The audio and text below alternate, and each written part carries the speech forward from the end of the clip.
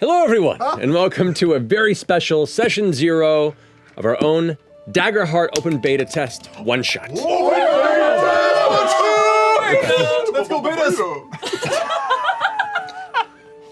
We just started and I've lost control. To kick this off, first we're going to go around the room and create some characters for the upcoming live one-shot that we'll be doing later tonight. So to give you guys an overview, in case you didn't hear or want some more info on, Daggerheart is our own unique fantasy tabletop RPG that we've been developing with some incredibly talented people. It's a unique 2d12 dice rolling system that ensures that every roll of the game has some sort of impact on the game itself and the story that unfolds. It is a very narrative-forward game that emphasizes the collaboration between player and GM.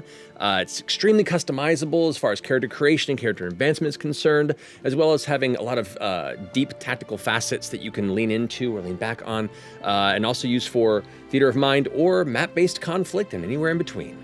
So that's kind of a quick overview of it. If you want to learn more about this game, we've actually made a number of videos that can. I should send this to Marisha. I was gonna stop you. No, that's fine. The bright green, I couldn't read for a second. The mint? Yeah. To pick up where my wonderful husband left off. Sorry. If you would like to learn more about how this game works, you can check out the 2 videos that we dropped today. First and foremost, we have a how to play video where Matt and Spenser walk you through the basic Daggerheart mechanics. They talk about dice rolls, they talk about combat, downtime, and so much more. It's really useful if you want a little bit of insight into how this works. And then there is also a lot of great info for GMs in that video for all of you forever GMs out there. In addition to that, we have a character creation video where Matt and Travis sat down together and they created Bertrand Bell in Daggerheart. So it gives you a little bit of an idea with a character you already have context for. He changed just a little bit. He changes a little bit, but that's the beauty of Well, Daggerheart. it's like early era, like the in-between years we didn't see him where he was trying new things out. That's right, it's a variant cover. Also, we didn't see Bertrand Bell too much, so it's... Who knows what he would Who have knows? Who knows? Who knows? know. Of anything. He had lessons to learn. Yeah. Thank you, Marisha. But before we start the Session Zero, I just want to remind everyone who's watching here that Daggerheart is still currently in open beta, so some of the game mechanics... So some of the game mechanics and language that we'll be exploring as part of the Session Zero may shift as the game develops before it gets to final. But yeah, to learn more and join this open beta playtest, please go to Daggerheart. Oh, wow. Guys. Please go to daggerheart.com. Save me. Friends like these. But no, sincerely, like, get your friends together, play some games, build characters solo, try it as a group. You could try it virtually at the Daggerheart Nexus. It's on Demiplane now as well if you just want to try it on your computer. But please explore the system. Tell us what you think about it through our open beta surveys. I was wondering if she was gonna do it. I wasn't sorry. I'm sorry. I'm gonna stop. If you say it again, I'm gonna. The more feedback we get from our playtests, the better the game will be. So please jump in, break the game, min-max to your heart's content, break it, pull it apart, tell us what's cool, what you want to see shifted, what things would be exciting to see in the game, so we can make it as good as possible with you for all of us. So play often and submit those surveys. All right, so to kick off the Session Zero for the open beta playtest. You missed it! Starting with me? I tossed that to you. It's too late. because I didn't It's done see it. now. It wasn't It's done now. It's over. All right, so. Only if it's written. Only if Yeah, it's no, written. it's gone. It's gone. You have no We've lost. power over me. Yeah, I can do it whenever I want. So you don't know when it's gonna happen. All right, so to kick this off, we'll go around the table and talk about what classes you'll be playing. Now, everyone kind of chose a class when we were talking before this, and we'll go ahead and build those out as we go. So we'll start over here with you, Ashley. What class did you pick? Okay, class. Yes. I am playing a sorcerer. You All suck. right. Travis and I actually were in between wizard and sorcerer, and then I fought him, and Physically. yeah, physically. Yeah. It was a mighty battle. It was a mighty battle. gonna act about the bruise. It was over very quickly. Yeah. So I'm playing a sorcerer, and Laura and I have been both contemplating what we're gonna play as for our heritage, but Are we allowed to we'll talk get about there. it? Yeah, we'll get there. We'll get there. We'll get there. Okay. Laura, Sorcerer. what do you got? I am going to be finally a rogue. A rogue? Look at that. Finally. 10 years. 10 years. 10 years Wow. in the making. Over 10 years at this And point. Liam's no. also going to be around. Perfect. Marisha, what you got? I am going to be a bard. Hey. Yes, I'm coming for you, Regal. You will win. Yeah. Travis, what you got? I am going to play the class I swore I would never play, which is I'm going to be a wizard. Yes. Okay. Bells and squishy. That excites me. All right, let's see how that goes. Liam, what you got? I'm going to be a seraph so I can be the group's healer. Indeed. And, yeah, Seraph is definitely kind of that like healing divine-based class, kind of a merger of different archetypes in other games. Perfect. Love that. What you got, Sam? Liam chose Guardian for me. He chose your character again? Come on! Guardian, I think, is a beefy sort of. Yeah, like a frontline tank type character. Yeah. That's me. Yeah. Awesome. So you got the Guardian here, and tell us what you It's got. been so long, I can't even remember the last time. I'm just going straight warrior. I'm just, Okay. yeah, just going for it. Hell yeah. I love it. Alrighty, Return cool. to Innocence. So now that we have everyone's classes decided, we're gonna go around and pick up your subclass for your class. So everyone starts with the foundation, which is the first card of your subclass's progression, based on what you want to pick. And for the base game, there are 2 subclasses per class. So go ahead and take a look at the cards in front of you and decide which you want to be. When you have them decided, you can go ahead and set the cards down, and then we'll start going around and figure out who chose what. What do we do? Not that one. Wait, you're just going to throw it away? Yeah, So you it's don't. your only mind. It's only boring. You're supposed to say it. We choose it, and then you choose I it. choose one. I'm going to change my mind. I love how it inherently already starts to direct where the character is going to go, like Yeah. what the personality. Well, here we go. Well, if you got rid of this one, Mercy, we'll start off with you. What subclass did you pick for your bard? I'm gonna be a troubadour. Troubadour is your subclass foundation. Yes, For your my bard. spell casting ability score is presence. Fantastic. Do we just throw the cards at you when we're done? I prefer not. My wife can do that, and then I'll call it there. You can hand it to me. I can throw it at her, that's fine. All right, and what'd you go with? Was your I'm warrior? going with Call of the Brave. Okay. When you fail a roll with fear, you gain a hope. That will make sense later. Yep.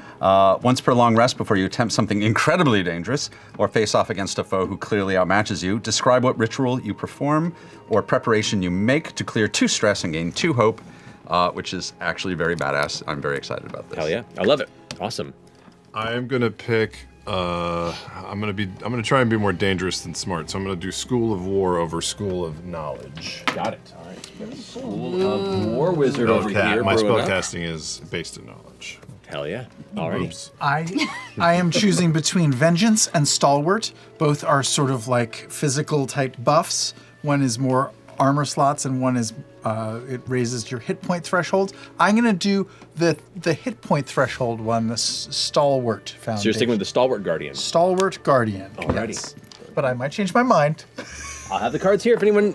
Remember, you can shift things as we go. Character Also- creation isn't set in stone, step by step. For the sake of this video, the other option I had was wordsmith. Correct. Yeah, the I wordsmith. should book. probably say that. I guess out so, we loud. can do that, yeah. But I'm gonna be a troubadour. Yeah, each of these foundations have if they're a spellcasting class, it'll have your spellcasting trait, which of your traits you use to cast spells, but also they have some additional benefits and bonuses that kind of shift how your character build progresses and is used. And you Liam. write this under subclass, right? Correct. On your subclass in your character sheet, you go ahead and write down. I'm gonna go. I'll go. Go now. Go for it. Fine, Laura. I'll go. Okay, my 2 options are Syndicate or Nightwalker. And Syndicate is more like based in, I think, like more RP, like going into big cities and having connections and everything like that. Or Nightwalker, which is like a really awesome ability in battle where you can slip in and out of shadows. And I feel like I want to do that one. You want to be the Nightwalker? Yeah, so I'm gonna Coward. go. I feel like awesome. the last No, couple Night- ones I've done very heavy, like people that have good RP abilities, No, and I want to totally. have this like. Well, they're both fun for different reasons. Yeah. I'm just happen to be a Syndicate fan. Oh really? If I were pay rogue, I'd probably go Syndicate. Oh, I'm not changing your opinion. Sway me. I'm talking about me, Okay. but I never play characters because I'm the GM. So I live Soon, vicariously Matt. through all of you choosing the wrong subclasses. I know. No, Did I choose wrong? always. No matter what you pick, it's not correct. Sam. No, Nightwalker's It's fucking super cool, awesome. right? It's fucking awesome. It's a cool I ability. just like giving you guys shit. Ashley. Oh, All right, so I have 2. I could go for Elemental Origin, which lets you manipulate a certain kind of element. You can add +2 to the action roll or +3 to damage. That's good. But I think I'm gonna go with Primal Origin. Ooh. Which your Primal Origin allows you to modify the essence of magic itself. After you cast a spell or use a weapon that deals magic damage, you may mark a stress to do any of the following. Extend its reach by 1 range, add a +2 to the action roll result, re-roll any number of damage dice, or hit an additional target within range with the spell. Yeah, This sounds like a great fun game to play. This sounds like the one that I want. This gives you a lot of flexibility. Yeah. Cool. All right. So you got that Primal Origin. Why did that just happen? Open beta. This is an unhinged table already, and I'm here for it. Pencil. I'll go now. Oh, he's already working on an accent. I am. I'm going Liam, what'd you Well, my choices are Divine Wielder and Winged Sentinel, and I don't want wings for what I'm cooking, so I'm going Divine Wielder, Spellcast Strength, Spirit Weapon. When you have a melee weapon equipped, it can fly from your hand to strike an enemy and return to you. Ooh, cool. Treat it as though So much of it. it is a weapon with close range. Mark a stress to also apply this attack to another target in range on the same attack roll. Right, so you can kind of Mjolnir throw a weapon if you want to. Right. Hit multiple Marcus enemies. stress. Plus, Sparing Touch. Once per long rest, you can touch a creature and heal 2 hit points or 2 stress. Oh, that's great. I hope you do Stress. exactly how you do it. I'm the healer. Right in the face. Fantastic. Want to toss me the one You're you're not gonna going do to a use? great job healing people, Liam. I can see it. You I can can only heal feel by it. getting a finger up the nostril. What if I do this axe wrench too? So we have everyone's classes and subclasses chosen. Now let's figure out your heritage. So a character's heritage is the combination of their ancestry and the community they hail from. And so these communities can represent where they grew up. It can represent the ones that had the most impact on them through life. But go ahead and take a look at many of the various choices here as far as the ancestries go. We have Firbolg, fairies, fungrals, which are like fungus folk. We have fauns, we have dracona, we have elf and dwarf, we got human, giants, simia, we have What's a Kitaria. Simia is like an ape kind of simian type That's mine. creature. Galapa, if you don't Yep. mind throwing that at me. is a what? Galapa is turtle person. Turtle person, turtle torty. We got halflings, orc, Should I ribbit. steal him? Katari is like a cat lion person. Correct. Yeah. You want to do? We got clank, which are more of the Robots. kind of Fairies are fast. automaton Yeah. robot Long types. live the ribbit. Ribbits are Goblin. the best, We're man. looking up fairies. They're Get the a ribbit best. tattoo. The fairies are like can be insecty. They're not just Correct. You can Beetle decide fairies where in and- that realm you want it You to hand me be. the Damon and the fungal. Laura, you're We already took the I'll show you the fungal. fungal. Well, we can Where's the print out Damon? another fun girl. No, We no. should- She can look yeah. at it. She can look at it before That's I take true. it by Me and force. Ashley are gonna do rollies We're doing between the rollies. ribbits and the fungal. Okay. Locked Matt, on. That's allowed. Sneaky ribbit? Yes, Mercer? I love that book. The fawn Maybe. Maybe. and you don't know yet. the Or a sneaky mush. elf. Fawn or the elf? There you go. As it should be. Anybody else? Is looking anybody to be a grab fairy? something? Is anybody gonna be a fairy? Well, Liam told me I'm a giant. He is. What? You want to be a fairy? Could you be a giant fairy? I could. The fairies are amazing. Why? Fairies are so great. They're so cool. They're pretty fucking cool. Here, Wait, what if you're a fairy wizard? a fairy was. Oh, shit! Oh my Oh, I almost God, in did. Is another it because I'm sitting dimension. next to you? We are so Probably. Yeah. All right. Yeah, they opened it up a to 30-foot insect aura. field, so you can be like a. I did Play a what roly-poly excites one you, a while not ago. necessarily what your friends tell Okay, you, sorry. unless what your friends Roly-poly? tell you excites you. Yeah, whatever Yes. peer pressure. Dude, I was play just it. saying you should think about it because it's cool. The fairies are really fucking Yeah, and cool if you in want to be cool, you'll play it. Laura. My wife does what I tell. I'm very submissive. It's only because it's got a bunch of shit underneath it more than Damon does at the Oh, moment. you really are gonna be a fairy? Shut up. That's kind of cool. I'm gonna give it a try. I would. Yeah, no, I think a fairy, it could be like Travis is a the little classic fae folk type fairy, or it could be more of like an insectoid. I'm gonna be a fucking pragmatist. I knew it. Yes. Hell yeah. How tall? How tall? Yes. You'll find out. Okay. Alrighty. I think I'm gonna Hind be a legs fawn. or down. Oh my god. Be fun. Yes. I'm gonna be a fawn. Feeling some fern influence here? Yeah, I dig fern, it. fern influence. Fern influence? Alrighty. Should we rollies? Has everyone chosen their ancestries? We're gonna. Are you guys gonna roll these for it? We're gonna see which one. Let's So go. wait, whoever rolls higher is what? Whoever 'Cause I rolls think higher we- gets to pick? Or We both want to be both.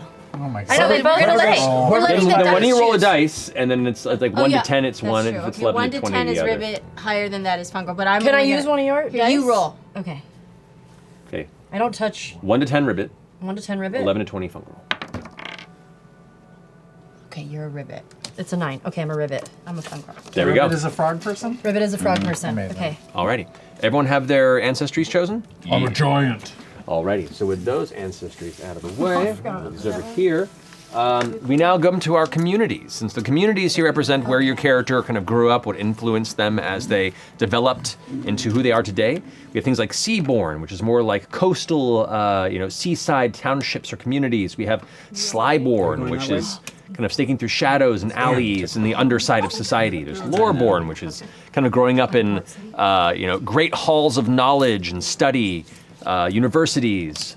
Underborn, which is subterranean communities and underground cultures. There's Orderborn, which definitely is more of the temples and priesthoods and more devout and kind of god-loving folk. There's Highborn, which is being born of affluence or of higher status in society, basically being a privileged bitch. So yeah, these are all the different options. Everyone picked? Yep. Alrighty, great. So now that we have both your ancestry and your community, you write those both under heritage on your character sheet, and that is where your character's background sits. Okay. So now that we have all those situated, let's go on the table again, and we'll go with each of you explaining what your class is, what your subclass, and then what your heritage is. So, or heritage and then class and subclass. Cool. However order feels natural. We'll start over here with you, Taliesin. You are a? I'm playing a warrior with the subclass Call of the Brave. I am a wild-born Galapa, which is kind of a turtle person. Hell yeah. Yeah. Great. And Sam. Yes, my character will be a stalwart guardian, beefy and big, from the heritage Underborn giant. Ooh. Big guy from under the earth. Ooh, that's Alrighty. cool. That's fun. All right, Liam. Right, I forgot what order I'm supposed to do it in, but I am a divine wielder. I am definitely using this accent, right? I'm a seraph. Divine wielder is the subclass, and I'm a wanderborn, which means I never sat down in one place. Simia, which is like a monkey man. You got it. How do we have a height range for these fellers? I mean, it depends on how you want to interpret it, usually. It can be small chimpanzee-esque, it can be more gorilla-esque. So anything's game. I mean, as far as anything is game as far as the GM's interest and allowances, which is pretty flexible. So yeah. I figured out. Be a macaque. Capuchin. I was thinking bonobo, but I actually, before I saw the card art, was thinking of this one right here. What'd you say, They got the macaque? In that accent. Macaque. Dennis Macaque. That's the name. Got it way too early. It's not. It's already locked in. Sorry, Liam. Travis. I am playing a wizard with a subclass of School of War, and I am a Loreborn fairy. Alrighty. Very cool. Oh, you went fairy. I'm so Wait, excited. Loreborn is what, like knowledgeable? Yeah, it's like being part of a Loreborn community means you were brought up in a place that favored strong academic or political prowess. Smarty smart. Yeah. Marisha, what do you got? So I am going to be a troubadour bard, ridgeborn fawn. I'm a mountain goat. Yeah, you're literally a mountain goat. Mountain goat. I love how you gave us a couple seconds to get there. I'll be like, see what I did, guys? You see what I did? I love the idea that like, so now your goal in the game is whenever there's any sort of like a conflict or battle going on, you have to find the most awkward place to stand and do so without issue. Yes. But then also, once you're there, you go, Yeah. because you're a troubadour. That's perfect. Great. Laura, what you got? I am a Nightwalker rogue, and I am a Seaborn Fungrel. A Seaborn fungal. So you Fungirl. You're a Fungirl. You're so you're a fungus folk type creature who's more of like a seaside fungus community. Whether you grew up in a fungus-based community or absconded when you were young but went there and became a rogue. I am basically. That's awesome. I'm a sneaky little mushroom. I want that on a t-shirt. I'm just a sneaky little mushroom. Sneaky little mushroom. That's And awesome. this is my sister. Yeah, we're sisters. Your sister? We're sisters. Yeah, We're sisters. How does this work? we don't know. We'll get there. So we're trying to figure out. We'll figure it out in a later step.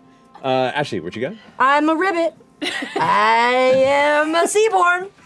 And I'm a sorcerer.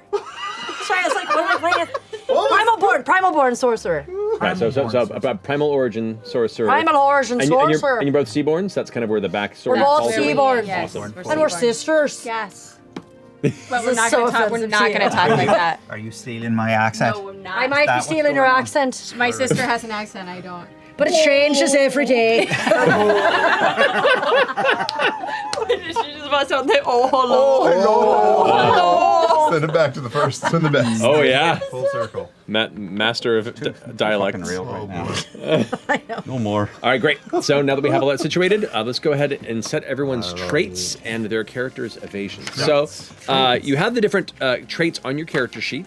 That includes strength, finesse, agility, presence, instinct, and knowledge. Those are your 6 main traits. You get to set these numbers. There are 6 numbers to disseminate amongst them, starting with a -1, -1, 0 and 0, 0, 0.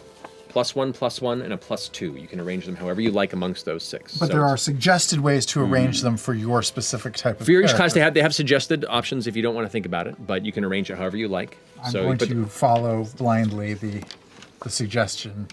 Sam, you're so creative and brave. Yeah, everybody, you get these awesome suggested traits as part of your character builds, and it's incredibly handy. Yeah, because depending on what your spell cast is, I feel like that should be where you put Where you your start. put your highest. It can be. Depending, right? Highest, second highest, or you can just be intentionally not as great. But here's the thing, though: the modifiers, can swing based on how you build your character to make up for that, or conversely. I'm going to change one of them. I'm going to go off Okay. the. Yeah. Look at that! See, I love that. I love Some of the that. suggestions and change other ones. That's the cool thing. You can keep changing until we're done with character creation. Before we actually play our game, you can shift it up. So, for the most part, most choices will be here. But anyone have any questions at the moment? I just made the best character ever. I mean, congratulations. Already. Shout time. So these traits are essentially modifiers. Whenever you have to make an action roll that's based on one of those traits, you add or subtract whatever your value is of that right. trait. So if you got a +2 and you have to make a roll for that trait, you go ahead and roll the 2d12 and then add that modifier plus anything else you get to add to it, and that's what your total is. Yeah. Like Okay. Port Town. Locked them in. Locked them in? Locked him in. Fantastic. I don't know. I didn't. We get 2 +1s. You get 2 +1s, a single +2, 2 zeros, and a -1. You got to be bad at something, Laura. Fuck off. Now Yeah, we if you have sisters at the table, you get a -3. Whoa. Do I want to be charming or perceptive? Now, when you've chosen your traits, you have an evasion score on your character sheet as well, kind of in the upper left. And each class has its own unique starting evasion score. Start. So just go ahead and write that number 7. in based on whatever your base starting evasion score is. How's that rogue evasion? Yeah, how is that rogue evasion? Talking to you. What? I'm still putting my numbers in. Shut up. There's only 6 of them. What? Ashley, read her evasion score. Her evasion score starts at 12. Whoa, that's twice mine. Yeah. Damn. Mine starts at 9. Yeah. It only is 12 in that accent, though. I have Her a starts at 12. 12. It's hard as Herbie. No, never mind. My evasion score is just no. Not happening. That's perfect. You will get hit 100% of the time. Really dumb I mushroom. mean, that's an option if you go full armor. You're a dumb mushroom? You're a dumb, fast mushroom? Dumb Yeah. guy. I love that. Hell yeah. All right, cool. Dumb guy, fun guy. Everyone have their traits and their evasion scores recorded? Yes, sir. Oh wait, how do we choose our evasion? It's It just on the says- sheet. Underneath the evasion, it Yours has is your 12. baseline I evasion. started 12. There you go. Write that in. I know. Awesome. Now that's it. Now we get to send your thresholds and then your hope. So the damage thresholds in this game, whenever you're hit with damage, as opposed to having to do the math yourself of like constantly having to subtract and stuff like that, you just look at what your thresholds are and then mark the number of hit points based on where that sits. So you have your minor threshold, your major threshold, and your severe threshold. Every class has unique thresholds they start as, which are also written on the character sheet. So just copy those over on whatever the base class thresholds are for your minor, your major, and your severe. Make sure to use a pencil. Yes. or make a few printouts just in case if you want to use pen. True, fair. Whatever you want. I don't care. My base, whatever these are, Thresholds? thresholds, Look at this chonker.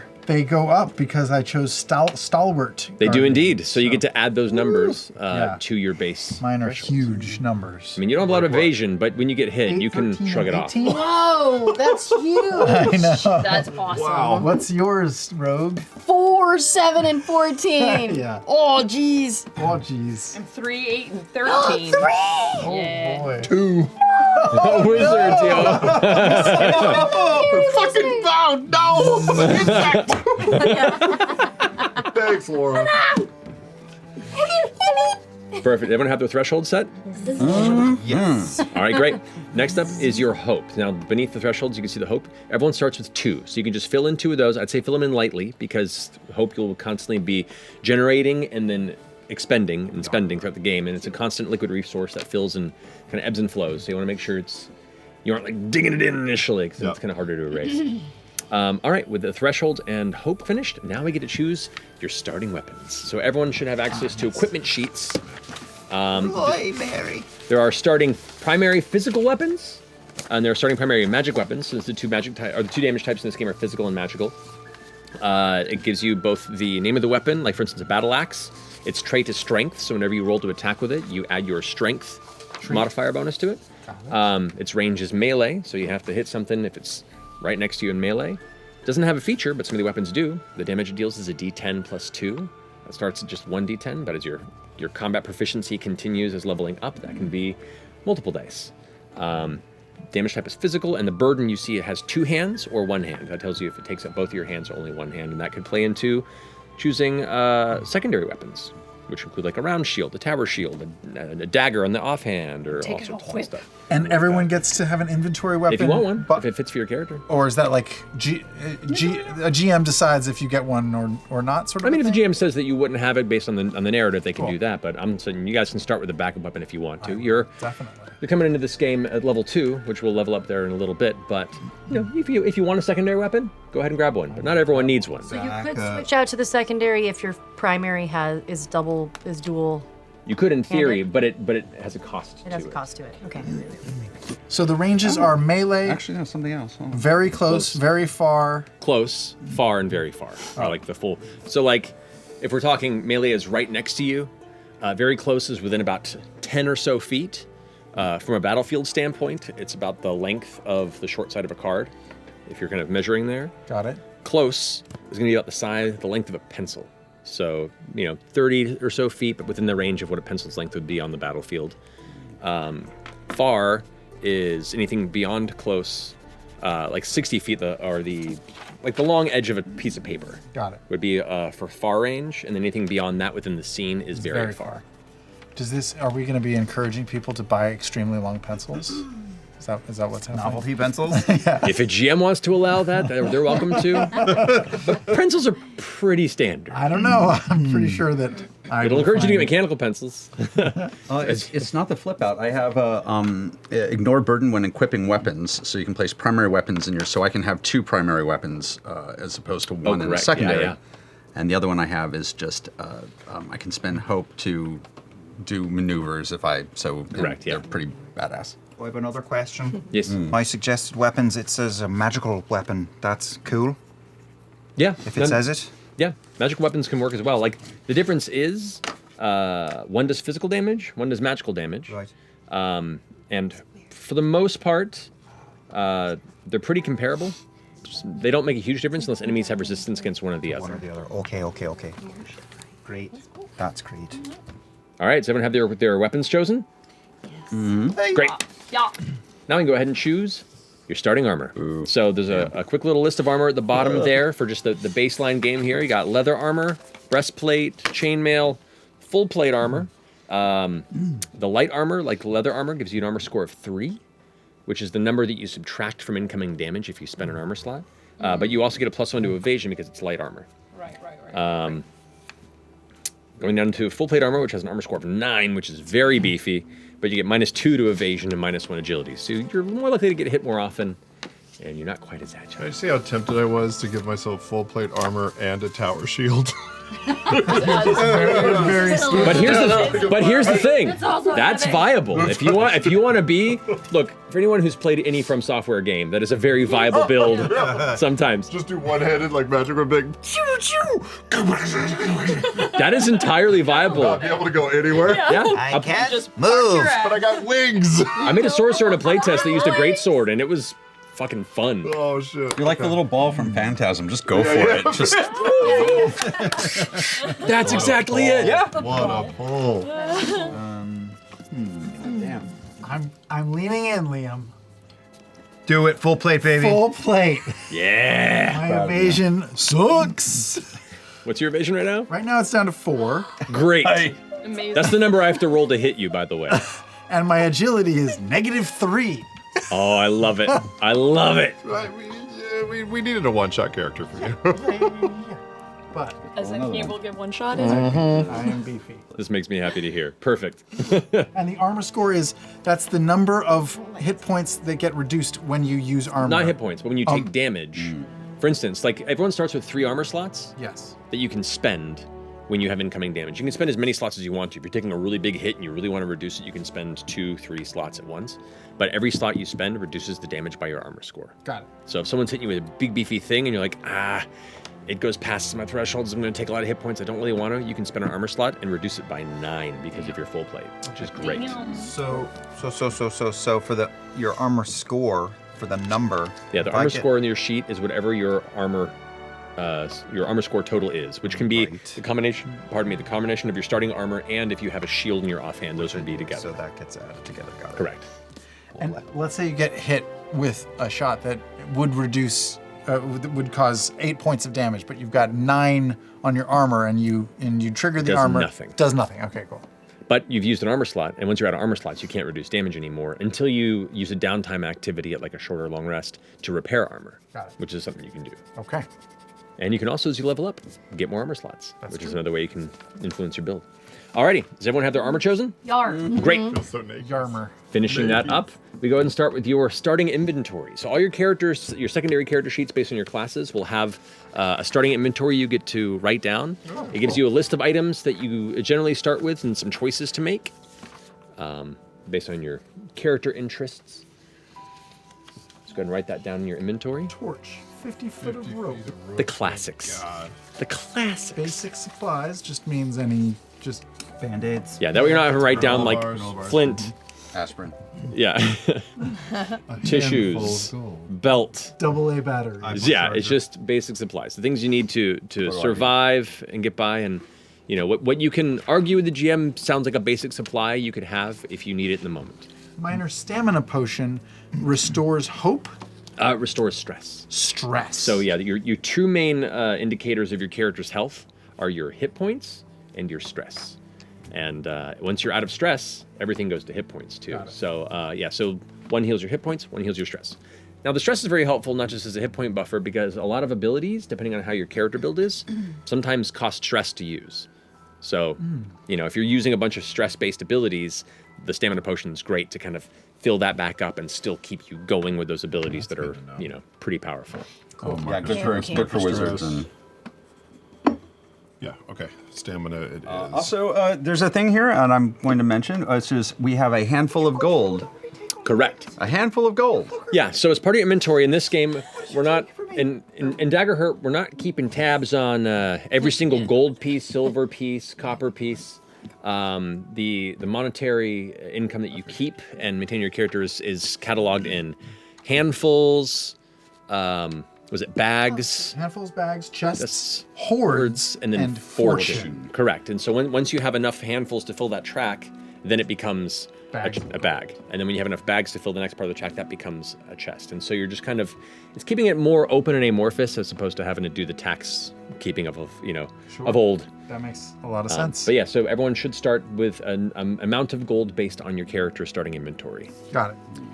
And like, for instance, if someone were to take the Highborn, which nobody did, I think they start with an extra handful of gold because their parents or wherever they came from had a little extra cash. You're swapping out? No, I'm just kidding. That's a Laura Bailey thing. Fantastic. Does anyone have more than one handful of gold? Negative. I think. I think most everyone started with just one for the time being. Unless somebody's lying right out of the Could be. Ooh, drama already. All right, cool. So finishing up the inventory. He stole, so I stole. You're working ahead. We have to do. Get wrecked. Next up, we're going to go ahead and go through your character description. So on your secondary class sheet, you can see in the upper right, they have kind of a breakdown of suggested characteristics for how your character looks. You don't have to follow these. You can just write down what your character looks like on its own. But if you want some guiding points or to just circle some of the options they have there to inspire you, you can go ahead and do that as well. It describes some physical aspects of your character as well as some personality aspects if you want to. But you can make it up. Well, I'm sure everybody does. Is the color of wisteria. What does Wisteria's wisteria like, look like? It's like purpley. Yeah. Purpley, like pale, right? Like purpley, it's lavendery. Yeah, it's like. But it's not cool enough to be purple. Yeah. Nothing against Wisteria. No, I'm a fan of it. Ooh, eyes like an endless ocean. With eyes like the sea after a storm. Ooh. I'm gonna say eyes like Matt Mercer's. He's got really pretty blue eyes. That's on the He list. does. Yeah, it's oh my god, that'd be amazing. Oh God. And the character description we can just leave on this sheet, right? We don't have to port it over to the No. main character sheet. It's there for your quick and easy access. Got You it, can got just it, keep it got right there. I don't know. I love when you get exasperated at choice. Well, The stakes are very high. There's two other, but there's just really good options. I could do a really cool flowy vibe, like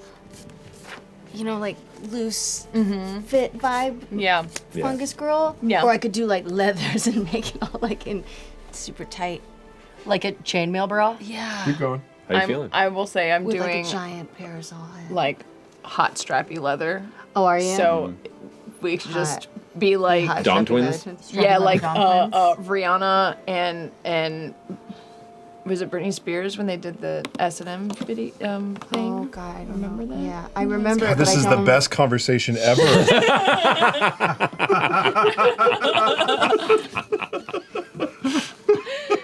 It was hot. Yeah.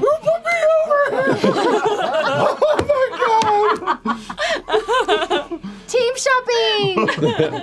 I will mark I'm two gonna stress go- to switch I'm gonna seats. go flowy. I'm gonna go flowy. You're gonna go flowy. I'm gonna go flowy. As a flowy rogue. They're all Chloe different. Rowe. They're all different. Yes, Wisteria is on mine, but it's not on everybody. I would never have a seraph with wisteria. And your attitude, Eyes, your it's attitude never. suggestions are different, much different from Yeah. mine. I wrote one in. The suggested things there are kind of a little bit customized to each class, but once again, they're just suggestions. You can do it. You can write a Wisteria down. I don't want it. I curse it. I'm excited to see this Seraph come together. All right. All right. Everyone good on their descriptions? I'm good. I'm getting there. I'm getting there. No worries, no worries. We can take Laura it will away. be 20 minutes behind Yeah, us on I know, I everything. know. You know how I know. am in character creation, I know. Matthew. Talk it out. Talk it out. The people will be interested in this. What are you choosing This is what the Fey Realm between? is for. You should just be able to send her to the Fey Realm, spend 3 days at character creation, she comes back 1 minute. Talk it out, Laura. pressure. What are you trying to decide right now? Everything. God. I'm still like, is this the weapon that I want, y'all? That's where I'm at. Last time. This is Laura Bailey when she plays video games. Yes. But give 20 hours give in us some character insight. creation. What are you like? What? Well, okay. I think rogue, and I'm like, oh, I could go, 2 daggers, make her all sneaking, make her kind of ooh, that kind of thing. Or just go completely opposite and make her like a bumblefuck in flowy vibes and, fun. have a quarterstaff, which I think is what I'm gonna do. Does she have a mushroom calf? Yeah, she's got a big one. A big one. I'm making her like an edible parasol mushroom. Yeah. Does it Wait, can- retract in when she can needs other to go through people tight eat it? Yes, it does! Oh. Do other people eat your head? Look, it's just a type of mushroom. Oh, You don't have okay. to actually, I'm not actually edible. Okay. Consent first, please. If you want to get fucked up, you can. You don't call me fun girl for nothing. I kind of love this vibe. Tank girl vibes. That's Super tank girl. kind of vibes. great. Take a lick 3 or 4 hours later. Oh, wow. Tank Girl's a Psychedelic pretty good rogue. character brand, let's be Really honest. fun. Alrighty. Well, now that we have most of your descriptions chosen, you get to build your starting domain deck for your characters. So every character class is a crossover between 2 of the domains in Daggerheart.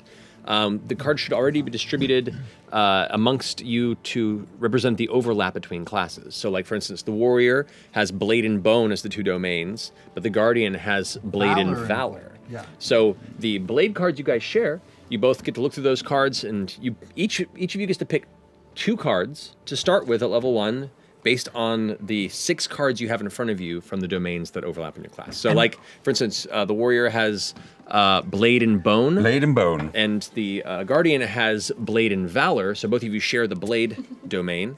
So you get to decide between the 2 of you if both of you want to take cards from the Blade domain at all for that, of the 2 cards you choose. You can either both pick separate cards, or if both of you want the same card, we can get you a proxy. Which you can do at home too. Like, it isn't like once a card's taken, it's not available to other players. You can play that way if you want to kind of keep everything varied and everyone has different abilities and features. But if you both want the same one, just print out a proxy, get another card, and put it in. And if I'm picking 2 domain cards, they could both be from the same domain. They could both be from Valor. They could both be from Blade, or one from each. It's up to you. Very customizable. Okay. Great. Yeah, that's the one I know I don't want, so. Okay. Damage dice, you may reroll any 1s or 2s. I don't care about that. Retaliation. When you take damage from a creature, mark a stress to deal damage weapon to them. Pretty good. It lowers what you're going to hit them with, but yeah. Whirlwind. When you make a successful attack using a weapon with melee, you may also spend a hope to use that roll against every other weapon enemy in the range. That's I good. kind of want that That's one. pretty good. Yeah. All right. If you want to, we can double. We can Facts. print it out. You're not Interesting gonna pick point. that, yeah. What's the ability of your ancestry as a giant? It is. Oh, I didn't even look at that. My ancestry ability is I gain an additional hit point slot at character creation. I should do that because I didn't do that. And any melee you wield has its range increased to very close. Correct. Increased to very close. Is that So your greatsword is melee range, which means it's hitting whatever's next to you. Because you're a giant, your greatsword hits anything that's very close to you, so within 10, 15 feet. Ooh, so if I took whirlwind, I'd be able to hit. Your range is much wider with a whirlwind than anybody else. Oh, that's cool. Putting that down. All right, I think we're both taking whirlwind, so someone will have to. We'll see. I'm still choosing, but you definitely, no, if you're taking Whirlwind, take Whirlwind. I'm still kicking it around. Okay. I Anybody have also any ignored the questions? class features in the lower left-hand corner. I know we'll probably get there, but I was Yeah. like, oh, those are fun. We'll get there. We'll go over those as we go over one at the very end, too, because every class has unique Keep reading class ahead. features, too. And I guess we'll go ahead and read those out loud as part of this process, too, which is fun. Alrighty, cool. There's going to be a vibe here. I'm warning. Are we going, Matt? Are we going around and announcing our domain? I mean, our Yeah, I'm just kind cards. of picking as we Okay. go. So, but what you got over here? for Oh, your- me? Oh, I'll go start. first. I went 2 different. I got one from each pile from the realm of bone. Ooh. I see it coming. When you are targeted by a ranged attack, mark a stress and roll your hope die, and increase your evasion against this attack by its value. Right. Okay. So you can mark a So- stress to roll a d12. I'm and very see- good at dodging. That's great. And then the other end, on the other end of things, on Blade, I took Retaliation. When you take damage from a creature in melee range, you may mark a stress to immediately deal weapon damage to the creature at half proficiency rounded up. Great. That's awesome. From Valor, my character can do a forceful push. When you make a successful melee attack, you can push the target out of melee range, spending hope to make them temporarily vulnerable. So you can just push them out of the way, and if you want to, you can spend a hope to make everyone else have advantage to attack them until the GM gets rid of it. And on a success, with hope, you can add an extra 1d6 to your damage die. Then I also, from cool. the Blade domain, I took Whirlwind, which, as you said, it makes my greatsword have extends the range to very close range, meaning Because of being a anything giant, around yeah. like 10 or 15 feet away from me also gets hit. That's great. When I strike. Mode. Hell I yeah. am powerful. Fantastic. I have mine. Yeah, we haven't gotten to you yet. From the Valor domain, I've taken the ability Bare Bones, which says, while this card is in your loadout, if you choose to not wear armor, I have taken it off, your armor score is equal to 3 plus double your strength trait. So my armor score is better than when I had armor on. Oh. And then because I'm the healer, I have taken the Splendor Domain's Mending Touch. You lay your hands upon a creature and channel healing magic to help close their wounds. When you can take a few minutes to focus on the person you're helping, spend 2 hope and clear hit points or stress. Wow. Once per long rest when you spend this healing time learning something new about them or revealing something about yourself. Ooh, little The RP. 2 hope you spend heals 2 hit points or 2 stress instead. What do you think of that? I didn't follow. I love it. I was probably listening to your accent. I hear very little of what you're actually saying. Yeah, I didn't listen. We'll learn in time. I'll say mine. I did from the Grimoire. I took the Book of Typhar, Wild Flame, Magic Hand, Mysterious Mist. You'll find out what those mean. Show me the magic. And then from Splendor, I took Reassurance, which is once per short rest. After an ally attempts an action roll, but before the consequences take place, you may offer assistance or words of support. And when they do, they may re-roll their dice, but they got to accept the result of the re-roll. That's Great. consequences. And then I took from Codex the Book of Iliot, which gives me Slumber, Arcane Barrage, and Telepathy. And then from Grace, I took Enrapture, which I can make a spellcast roll against a close target. On a success, I can temporarily keep their attention on me, narrowing their field of view and drowning out any other sound but the sound of my voice. Dang. That's cool. I can also mark a stress on a success to deal 2 stress to the target. Fantastic. I'm gonna take pick and pull. Okay. Leaning into the rogue archetype. So yes, so I can unlock shit, and I'm gonna do Rain of Blades because fuck it. No, that's awesome. Rain of Blades. Now I have a staff, and I can also attack with magical knives. That's Pretty. cool. That's awesome. Cool. Thank you, Laura. And then Ashley also changed because I took pick and pull. I took Wild Walk and Unleash Chaos. All right, so you went all in Arcana this time. Yeah, I went all in Arcana. Hell yeah. Awesome. There's so much magic. I don't know what to do with Wild it. Walk? Walk. Wall walk. Just like a little Wawa. walk on the wall. That's She chose Wawa. So Wawa. She went to Wawa. That's awesome. Great. Jojo see Wawa.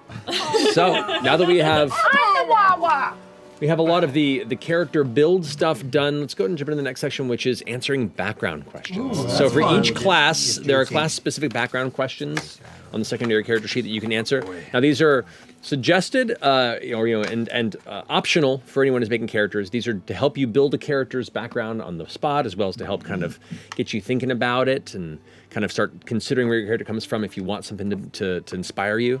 But seasoned players may not be as necessary, but they're there if you want. Question, should we go around and give like a little overview of our character, so we... Do you have one? You already know it already? A little Of course bit. she does. What are you talking about? Yeah, I thought why? that's what we Well, were trying to figure out together. Here, I was planning to get to that after we level up. Okay, well then, right. just keep going. It's Damn, fine. you're counting We'll get cards there, at we'll the get there. table. I don't know. It's all good. You're wrong. Because it might change based waiting. on Based some of the on your background questions. too. Yeah.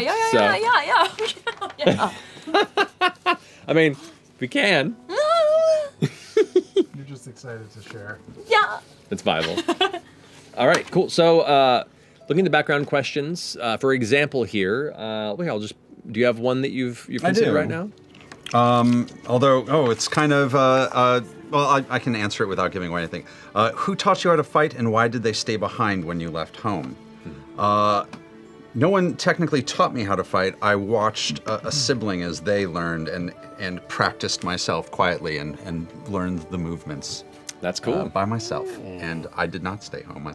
I was learning watching my cousin train, who was kind of in line for the throne. I think he got the sense that I might be making a bid to supplant him, beat the living snot out of me, and told me to run and never come back.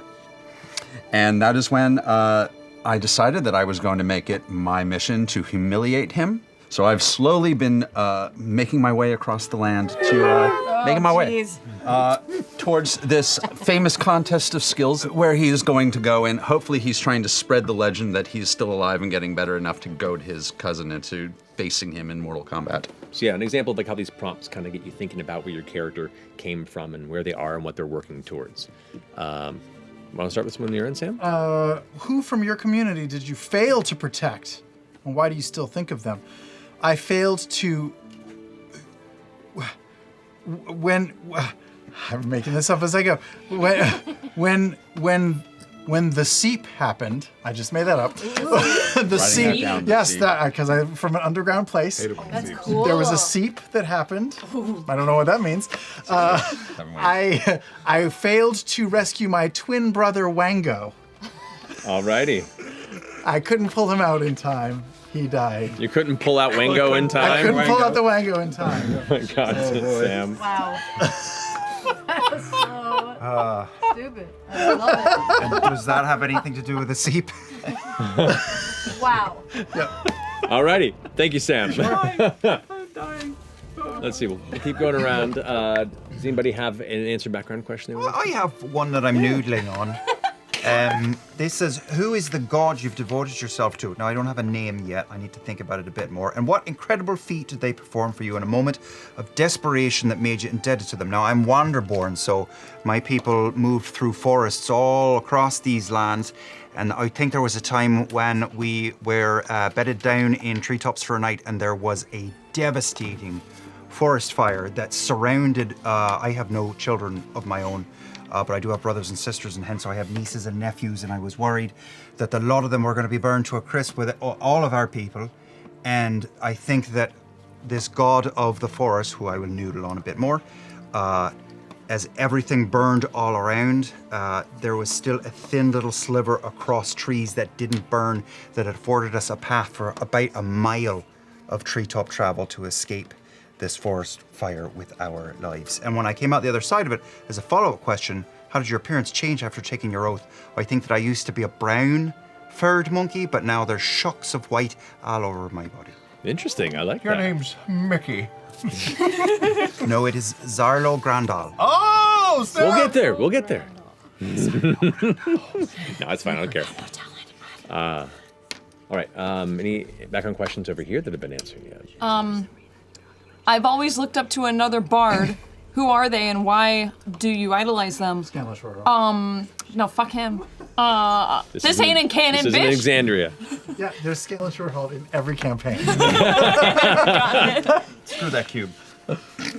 From my the club that I would perform in on the mountaintop village that I come from, there was another famous faun bard named Mafana. And Mafana. yes, she was really like good at embracing her sexuality and really knows when it's time to reinvent herself, you know. Yeah. And I may also carry around Mafana's Book of Sex as my bardic inspiration. Is it an instruction manual or a memoir? Yeah, a bit of both. It's really artsy. If you saw it, it was really demonized when it came out, but if you look at it, it was like artistic. So wait, Watercolor rendering. Wait, Yes. so Mafana was Madame. you? Yes. Yeah. No, she idolized. No, I idolized Mafana. And Mafana was also She a fawn? is quite, yes. So she was like a human? Yeah, Mafana the fawn. Yeah, okay, cool. Beautiful. Let's see. Let's go over here. Do you have any background questions you want to discuss? I had one that said, you've spent your life searching for an object or book of great significance. What is it and why is it so important to you? And I would say, as a fairy, instead of a praying mantis, I'm thinking more like a stag beetle. So like big Okay. horned, like jowls Hell coming yeah. out. I'm going with like a curiosity around where the earliest of the fairies originated from, and that there's a scroll or a text that has the answer to that, but it's being guarded by another civilization, like another power. I'm trying to figure out who has it, why is it being guarded, what does it say, what are the origins of the fairies, or maybe even my village in particular. What would that reveal, and what would it upset? It's actually referenced in Mafana's Book of Sex, actually, weirdly enough. It's mentioned. It's in the index. It's a cultural touchstone, you guys. I have it on, Maybe trying to find what's in the back. I have it on sending stone. It's great. Awesome. All right, coming around here to Laura. It's Yes. time to read. What did I get caught doing that had me exiled from my home community? Oh, dang. Well, my community of Fungrel worshipped the goddess of the sun. And I was always drawn to the moon instead. So me and my sister, Full blood sister. full-blood sister, Full blood. We used to Okay, sneak let's go. out. There's no We used to messing sneak out at night and hit up the nightlife in our Okay. hometown. And when our very, very deeply spiritual family found out about it, we were no longer welcome to be part of the community. So we had to leave. That's rough. I'm sorry to hear that. It was rough. Was the nightlight worth it? Fucked up. Out of my head, bro. Perfect. It's not so much bites. It's just a lick. It's not so much. You just need a little lick. Poison frog leg. Yeah. I've been knocked, bro. So if we lick either of you guys, we would get there's an But in a different way. You'd get poisoned probably if you give me. One, You get poisoned if you one give sister me. is Like, Oh, The no. other one makes but you if you grow give her, small. like, you're gonna have a good time. Sorry, Ireland. Sorry. So I'm sorry. so sorry. I really Ireland. wish I could do it. I feel like I'm doing it really good in my head sometimes. Well, Ashley, what have you got to All right, so I was just like a little tiny tadpole. Happened upon, your community. Yeah. And we grew up. She brought me up, and we became sisters. Just like the closest of sisters. The closest of sisters. And they finally taught me how to control the magic that was bursting forth from within me. And they no longer guide me because we got kicked out.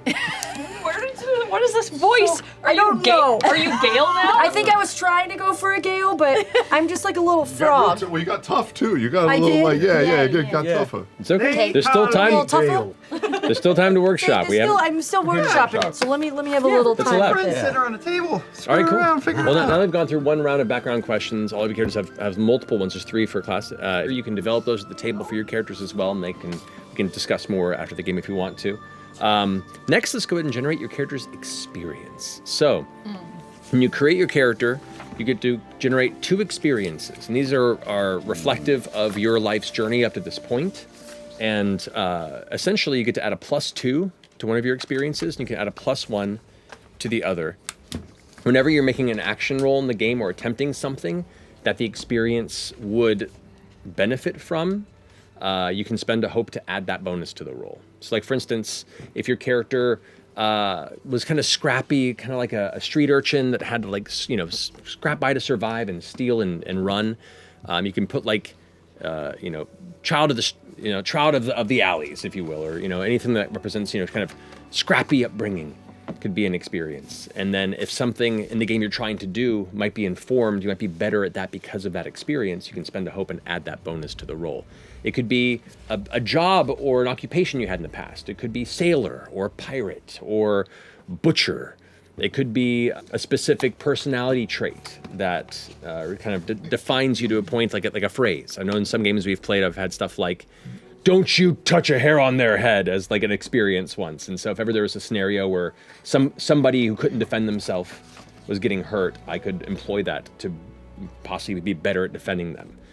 So it can be amorphous. It can be something in that realm that feels important to you. It's a set of narrative words or phrases or a phrase that represents what you've learned or where you've come on your journey so far. This is fun. Do you already have yours? Yeah. I have one. Well, here, let's start. What do you got? CPU is winding up. I have weaponizing the male gaze. As well as the show must go on. All right. So weaponized male gaze is a +1 or +2? +2. So whenever you're attempting an action roll, straight up, Audrey. So for instance, if there was something in the game that she was attempting to do, and she was like, "I feel like this is me weaponizing the male gaze," she could be like, I want to apply this experience to I'm it. sorry, mister. I didn't know what I was doing here. Right. And so you'd let me know when you want to use that experience as part of the roll. Me as the GM would be like, "Yeah, that makes sense." You go ahead and spend a hope, and then add that +2 to the final roll. Cool. Who else has things? Did you had some actions? I have some. What you got? All right. Wait, so you get a +2, and then the then other a one is a plus +1. one, yeah. Okay, so I think my +2, I'm gonna do sticky fingers. Sticky fingers. Okay. So because I'm clammy and just all the time, I could just like stick to things. which will help with my wall walk. Mm-hmm. Wall walk. And I was thinking of maybe also doing blending in because I'm a frog. I can kind of just like, but then I feel like that could kind of work with. Well, I feel I kind of wanted a thing of just like with some frogs that you can kind of just like blend into their surroundings. Mm-hmm. So you kind of like something in that where it's just kind of like in a group, or you just kind of just don't notice. You Right. don't notice that I'm there. Fade into the background. Fade kind of into a the vibe, background. I like You that. know. So yeah. So in certain circumstances, you can kind of just disappear from the focus of a sequence. That could be a multitude of uses. Sticky fingers, for instance, could be used if you wanted to apply it towards like grabbing hold of something right as you fall off a ledge to try and like hold onto the cliff. You could be like, all right, go ahead and make a strength action roll to see if you can hold on. You'd be like, I got sticky fingers. Can I apply that? I'd be like, totally. You spend a hope, add that +2 to try and hold on to the edge of the ledge. It could also be if you're trying to really freak someone out or intimidate them or creep them out, you could go and shake their hand with sticky fingers and maybe add that bonus to an intimidation roll. So like, Multiple uses. Right, it's up to the player to come up with creative interpretation of it, and the GM is the arbiter of like, maybe that's a bit far, or like, you know what? Yeah, I'll go ahead and allow that. That's also why you don't want to be so specific as like, sword master. I get +2 to every attack. Like, no, that doesn't work out. But if you're like, a master dueler, it could be a thing where if you're facing off one-on-one and you're like, I challenge so-and-so to a duel, for like a particular kind of hit or combat scenario, you could allow it in circumstances. Or a dramatic flare. Dramatic flare would be great. Which I have is dramatic flare. Great, I love that. There we are. So, carry on. So is that your +2? I haven't decided. I need one more. Okay. And then I'm gonna.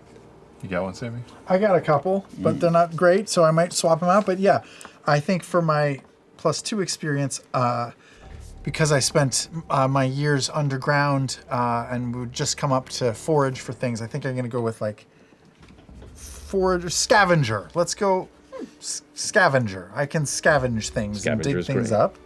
And then because underground, we don't have a lot of colors. But now that I live on the surface world, I have become a bit of a fashionista. I've got very colorful duds, and I've become something of an expert in fashion. That's great. I'm really excited to see all the unique ways that applies too. many ways you could There's a use lot that. of really interesting ways to apply that bonus. yeah. Okay. That's good. Okay. I've got 2. I have look ma no hands. Sorry, in English, please. Look ma no hands. Oh, God. Look my no hand. +2. So I see that for being able to navigate any kind of climbing trees, all that sort of thing. But also, I have 2 hands, I have 2 feet and a tail. And all 5 of those are viable options for a weapon or a shield. So if my hands are tied, but I can grab something with my foot, it's just as viable, is how I'm imagining it. Okay. That's cool. Okay. That's one thing. The other is I'm workshopping 2 different names, either Critters Love Me or Dr. Doolittle, one of the 2. Self-explanatory. I love animals, I can heal animals, I'm like a veterinarian Love of that. the trees. Right. Great. Yeah. Those are your names? No, Yeah. And you're coming Professor down. Workless. they're just the names of his These are experience. My experience. Got it. Oh, those Yeah. are great. So I am Dr. Doolittle. Wait. Yeah, that's Irish. Dr. Doolittle. Professor Workless. Yeah. Oh, that's good. that's great. Yeah. So there's a lot of interesting applications for that one as yeah. well, depending on interacting with anything of a natural world sort. Right. Very cool. No hands. I got my +1 finally too. Okay. What you got? It's watch and learn. I'm very good at watching people and learning what they're doing. Also, I think I'm an excellent teacher. And maybe I am. Probably not. But who knows? We'll find out. Okay. So much back. Yeah, He's kind of a probably. dick. Actually, he's a lot of it. He's a terrible person. He's terrible. So certain things, if you have time to study it, you might be able to apply a bonus shortly after studying Yeah. it, Do a slide. while you retain or that sort of hopefully, give that knowledge to someone else or help them. That, that could have some applications. I'm interested to try that out. Cool. Yeah. No. My experience is I'm the best, but I'm the worst. Let's see. Travis, do you have yours? Yeah, my +1, I put resting bitch face. I just think with these big crazy mandibles and like I'm picturing me as kind of like black, blue, dark magentas, you know, like a shiny shell. The eyes have like the like second outside folding lids, and I think when people try and intimidate him, he just like stares back and just kind of like cocks his head weird. So maybe for like persuasive or deceptive use. Just yeah, and if anybody tries to get in his face, it's kind of hard when you've got like a natural face mask that's got points on it, you know. So I think people will give him a little bit taking a nap, and somehow you could win an argument. Yeah, give him a little bit of room. That's interesting. Okay. And the +2 is just want to see a trick. So I think like he uses his magic to trying to impress charm somebody, people. Yeah, 100%. you know. Right. Once again, I love phrases like this or little terms because it's about the creative applications of these. And the line of which I'm like, maybe not. But when we learn that line, then it becomes what kind of fun, interesting ways can you apply this in many different circumstances. Cool. That's awesome. All right. Lori. One of them that I have right now is just a sneaky little mushroom. Because she got really good in there. Why is it so cute? Amazing. Little mushroom. She just got really good at, you know, sneaking out at night and hiding what she was doing from her very overprotective parents. So, if it means like finding ways to get out of little situations in a sneaky little way. Yeah. Be like, I'm really good at this because I'm just a sneaky little mushroom. She would sneak out all the time. You know? I'm trying to make this really spitty. It's good. It's working. I don't want to spit all No, over it's you. fine. Like a At least retainer you from know when you're you on were the in edge. high Yes, school, I and feel you like just, my mouth has a yeah. retainer in it. I should wear my retainer. I have to give We'll get you one of those back like sheet protectors for your character sheet. Yes. just so you- Yeah. And what was the other one you were thinking of? I don't. There's nothing on her page, just so you There's know. nothing. Go ahead. There is Off nothing the on your dome. page. What about I'll Follow the Sun? Oh.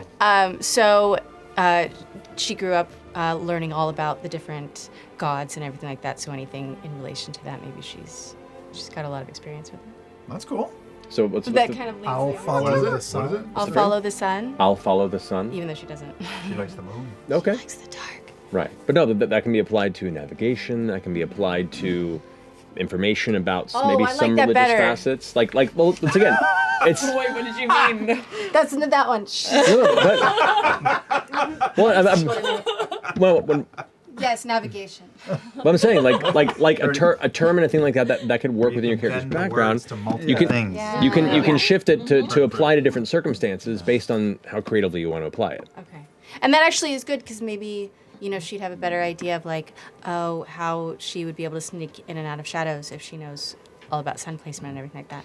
Yeah, She'll be able to like, how light position works and what- herself. Fantastic. All right, so then we have our baseline experiences chosen for your characters.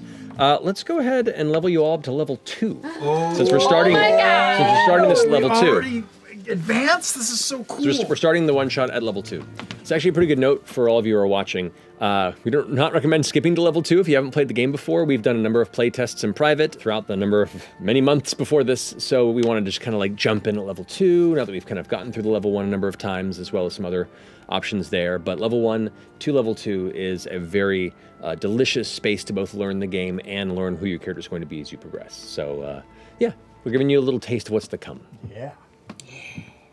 So for that point, if you look at your character's leveling sheet section there, it should have a list of what happens at second level.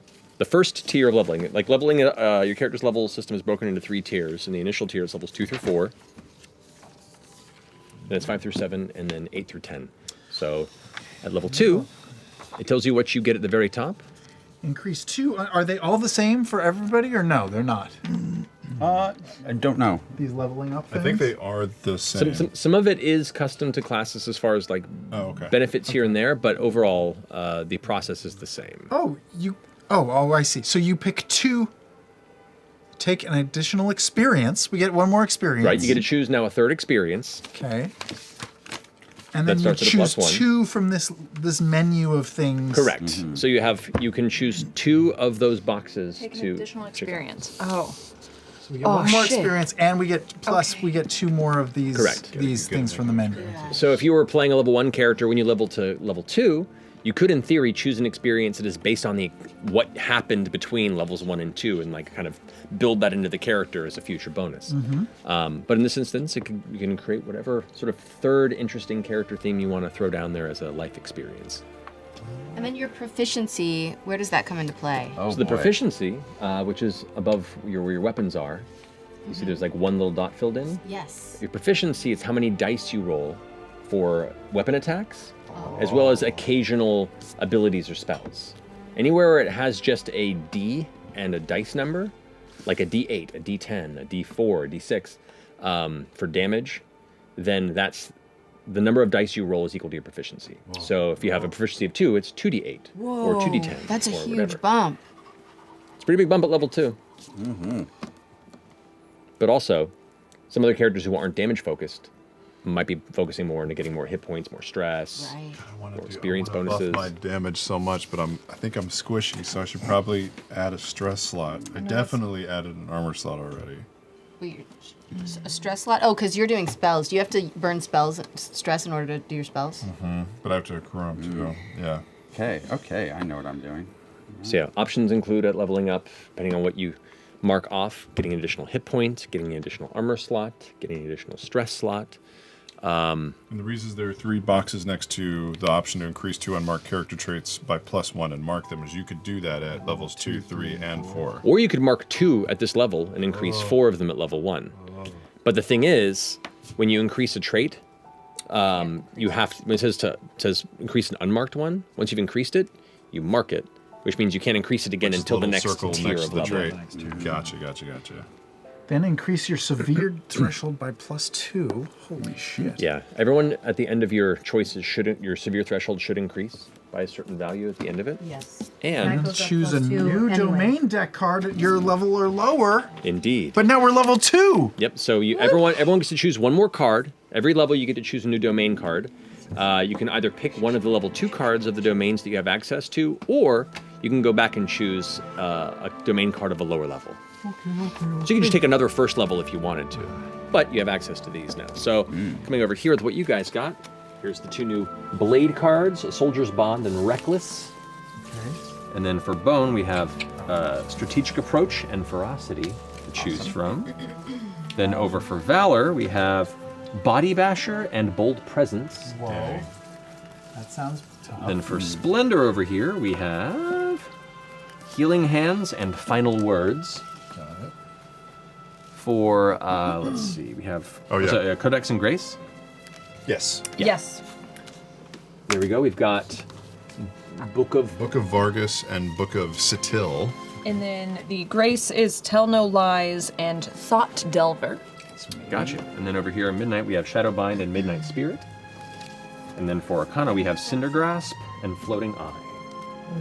So you can pick one card out of all of the domain cards you have access to at the moment. Oh boy. Okay.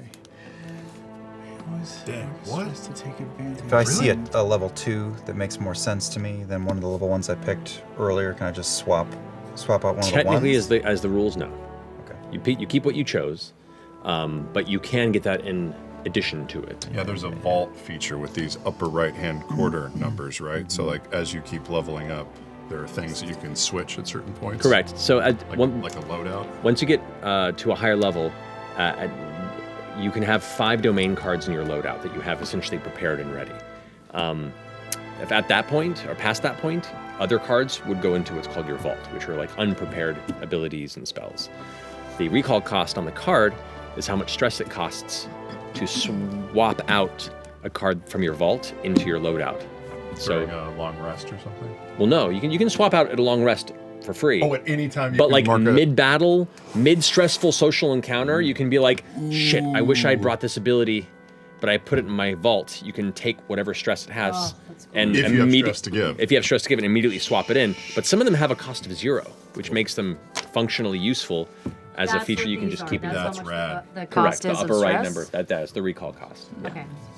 Well, this is what I'm deciding between because these are awesome. So I'm You gonna picked read yours? them. All right, what you got? Well, okay. So there's Floating Eye, You can spend a hope to create a single small floating orb that you can control anywhere within very far range from you. While controlling it, you can choose to see through its vision as though it's your own. If the orb takes damage or moves out of the range, the spell will immediately end. Or, I think I'm gonna go with this one, Cinder Grasp. Make a spellcast roll against a target in melee range, because I don't really have anything for melee. On a success, the target instantly bursts into flames, dealing 1d20 magic damage and temporarily catching them on fire. Anytime a creature tries to act while on fire, it must take an additional 2d6 magic damage if it is still on fire at the end of its action. Ooh. I'm gonna go Cinder Grasp. All right, Cinder Grasp it is. Some of the ones that I'm deciding between are Body Basher. Use the full force of your body in the fight. On a successful melee attack, basically, I get to add my strength trait modifier to my damage total. Yes. Which is massive, because I'm now at +3 strength. So yeah, you have +3 damage to all attacks. Damn. Or Bold Presence. Whenever you make a presence roll, that's stuff like Charm, Perform, Intimidate, Deceive. all those sort of things. I can use my strength trait. I can add my strength trait to the roll. Correct. So I get the +1 from presence and the +3 from strength? Correct. Ooh! That's some scaling shit.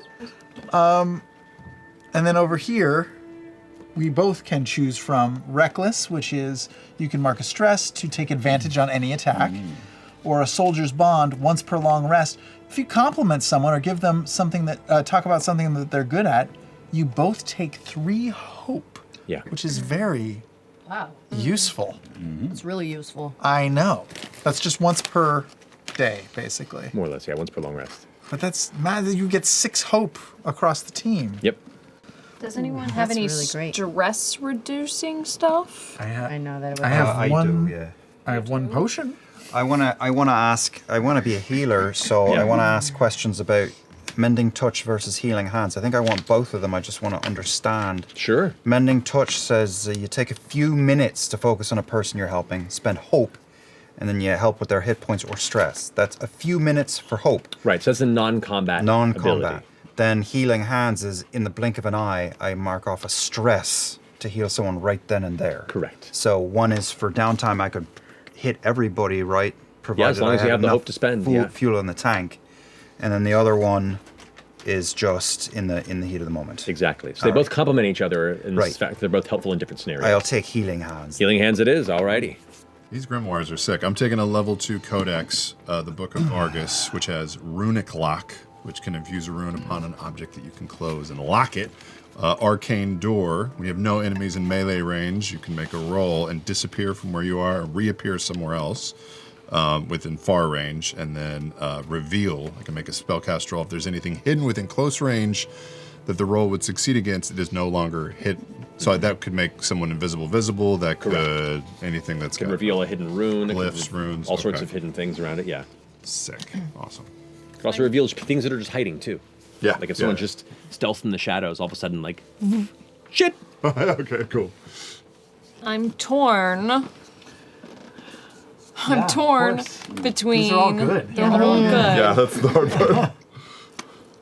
Picking another level 1 card. Oh, interesting. Which is, because you can do that, which is inspirational words. I can imbue your speech with enhancing power. I can mark a stress when I recite words and choose an option from the list below and grant it to an ally who hears it. Is that a single ally or A single any- ally that can hear it. Okay. But you can keep doing it for as much stress as you want to Like spend. speech to a group. Okay. So I can either clear a stress, heal a hit point, or gain a hope. I can pick from one of those. Correct. So you can either give somebody else a hope, you can help them clear a stress, or you can help them heal a I hit can point. heal. Which might be better to have someone else, because you're the only one who can really heal right now. So far, Or Fire. Book of Level 2, which is Book of Satil, I can adjust my appearance, which you can magically shift. Parallel, I can spend a hope to cast a spell on myself or an ally close to me, and the next time they make an attack, they can split the damage between any targets in range that attack roll succeeds against. Okay. Or illusion, and then it also comes with illusion, which I make a spellcasting roll and I make like a little illusion. Fun. Yeah. So the grimoires. Grimoires have a lot of different different useful utility functions and a couple of beefy spells. Maybe I should do inspirational word so we have a little bit of extra healing. If it's fun for you. I love it. You're a Do you true want to be more bard. of a healer, or do you want to like do hard. some great shit? Hard. Okay, I'll take inspirational You're word. gonna be heroic. Okay. You're gonna be. Okay. I know. Yeah. I know. Inspirational I words know. it is. Hell yeah. But also, do we ride in fuck? I know. It's I'll fantastic. say I'll keep this right now, and then maybe I'll pull a Laura Bailey and she's my mind. All right, Laura, what you got? I'm telling you about my card. I had a choice between Midnight Spirit, which is really fucking cool.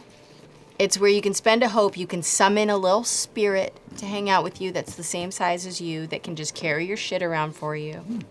Or they can attack things for you. When they attack, though, they disappear. Or Shadowbind, which means you can, like, bamf in wherever you are, like, any enemies around you, you can, like, and, like, stick them in spot. They're bound to their shadows, so they're restrained if they fail. Okay, it's like some Peter Pan shit. Yeah, Yep. which I like. So I think I'm going to go with Shackled by their Shadowbind. shadows. Cool. Shadowbind. I dig it. Yeah. Awesome. Alrighty. So now that we have everyone's characters built, let's go ahead and record your name and pronouns on your character sheet if you haven't already. And then we'll go around the table and have everyone go over now everything they have before them, along with physical descriptions of their characters now that you've had some time to think on it, you've added some equipment. Give us a visual idea of what your character is as they step into the scene. All right. Who'd like to go first? Any volunteers? I'll go. Yeah. All right, Travis, what you got? My Loreborn fairy, wizard with a subclass of School of War, is named Kexen Peros. Kexen Peros. He, him.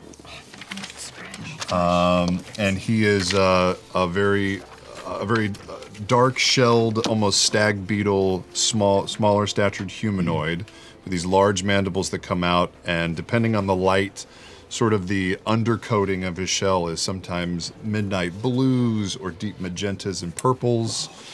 His eyes have like a very inky, dark, swampy green color. No pupil or iris, and the lids flip in from the outside.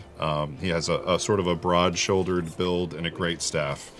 He has a cloak that comes down from slightly armored pauldrons and a breastplate.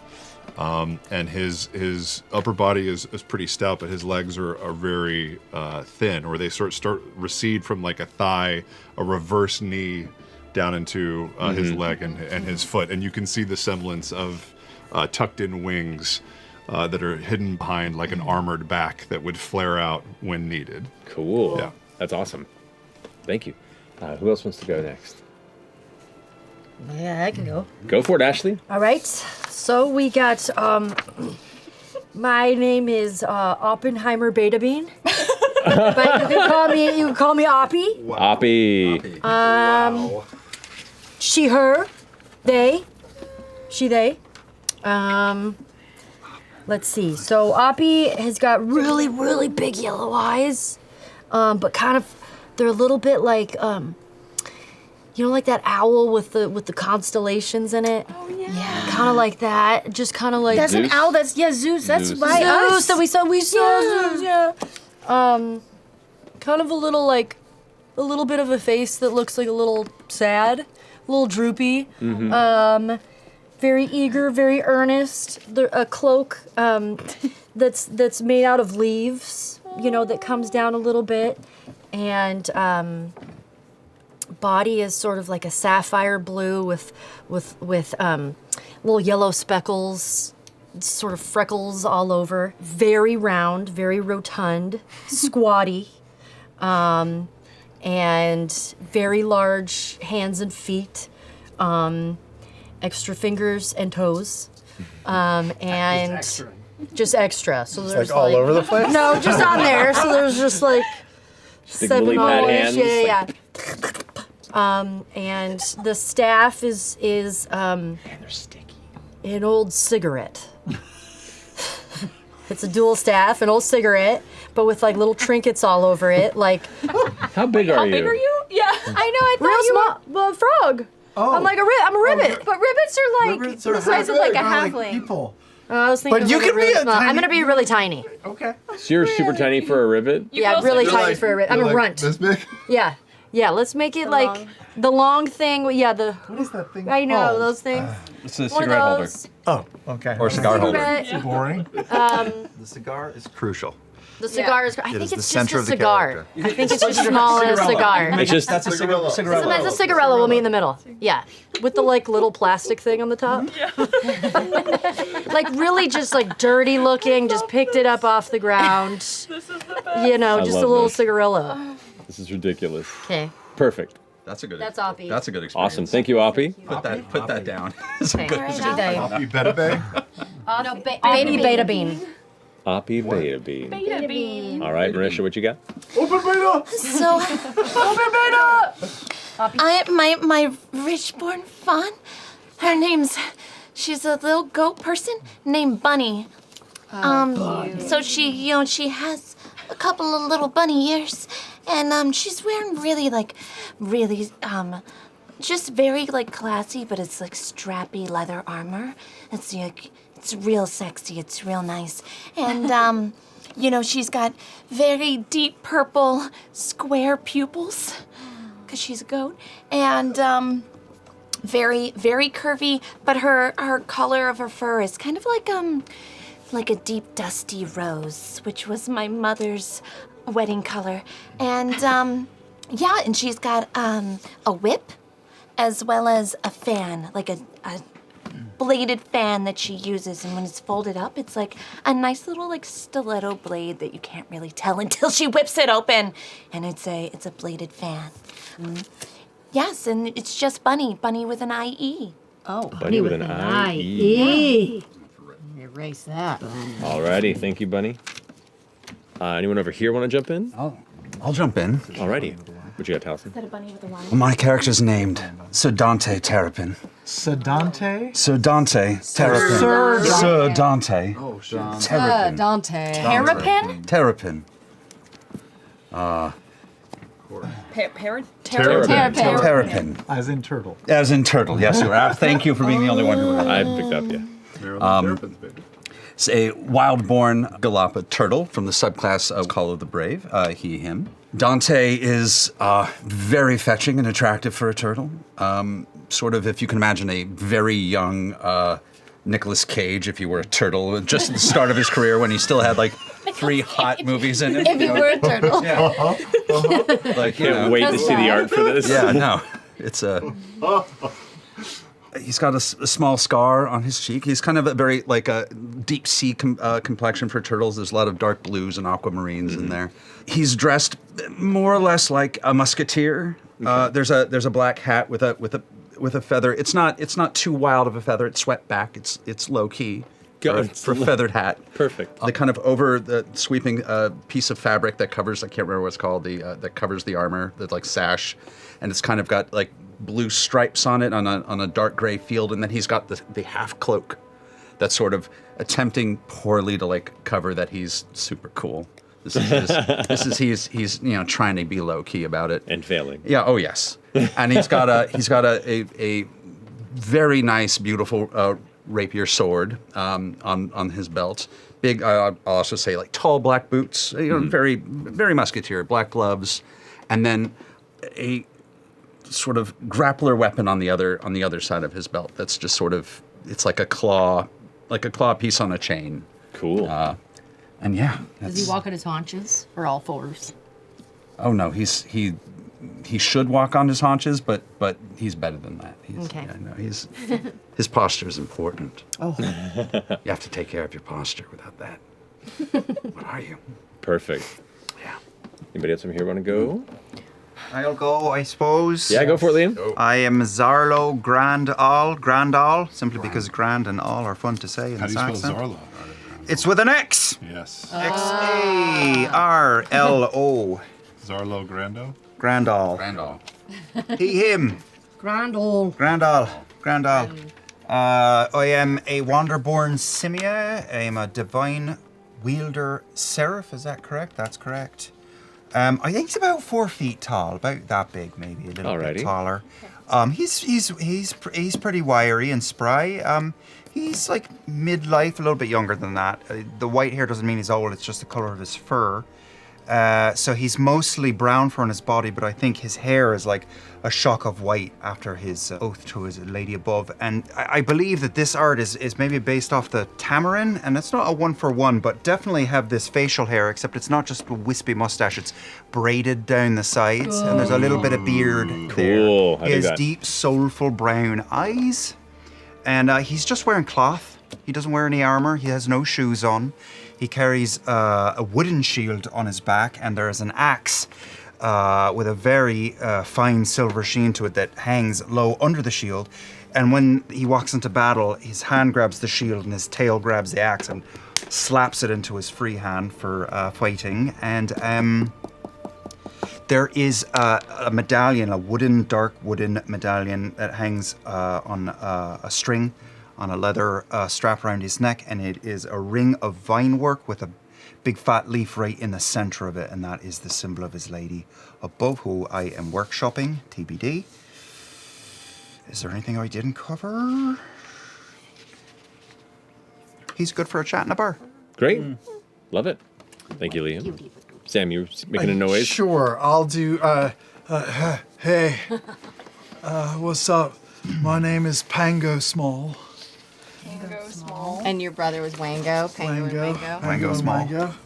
And I am a stalwart guardian, is my subclass, and my heritage is I'm an underborn giant. We underborn giants are large because we're giants, but because we live underground, some of our features are more accentuated than others. Our eyes are rather small and sort of more slit-like and just pure white.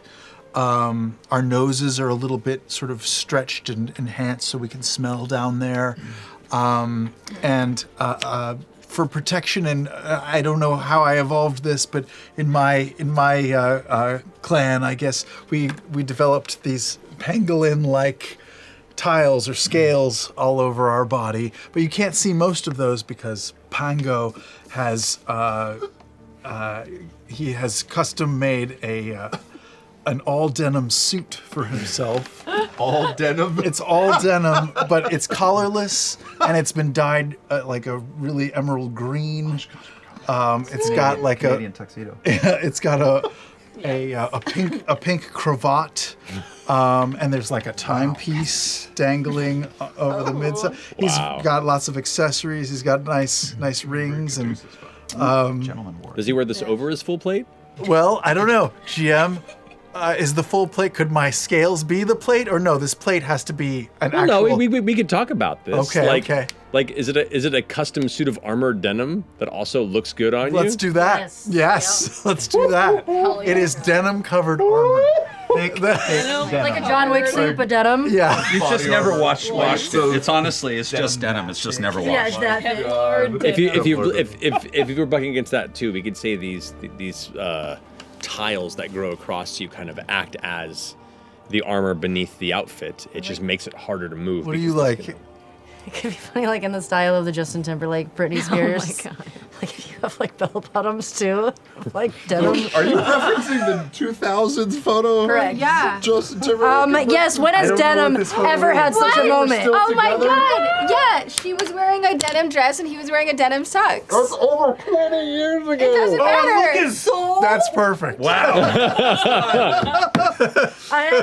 Holy shit. Pure denim suit with like a denim cowboy hat.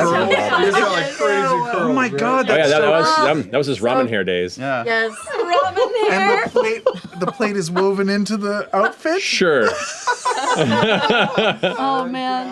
But then I can't change clothes. I don't know. I gotta think about this. Okay, you can think on it if you want to. Okay. But that's definitely what he's wearing currently. Okay. I'm called Pango Small because I was small for my clan. Okay, yeah. So let's say 8 foot 4. 8'4". Okay. Cool. Hell yeah. That's big.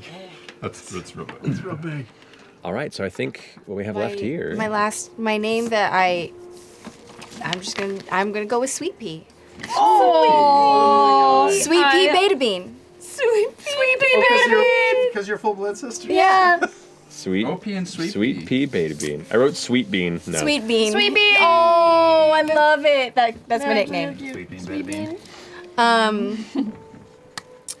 And SPB. so she is short but very delicate. And she's got a very large cap as part of her head. And she is like super, super pale, like really, really fine, like alkaline dust, you know?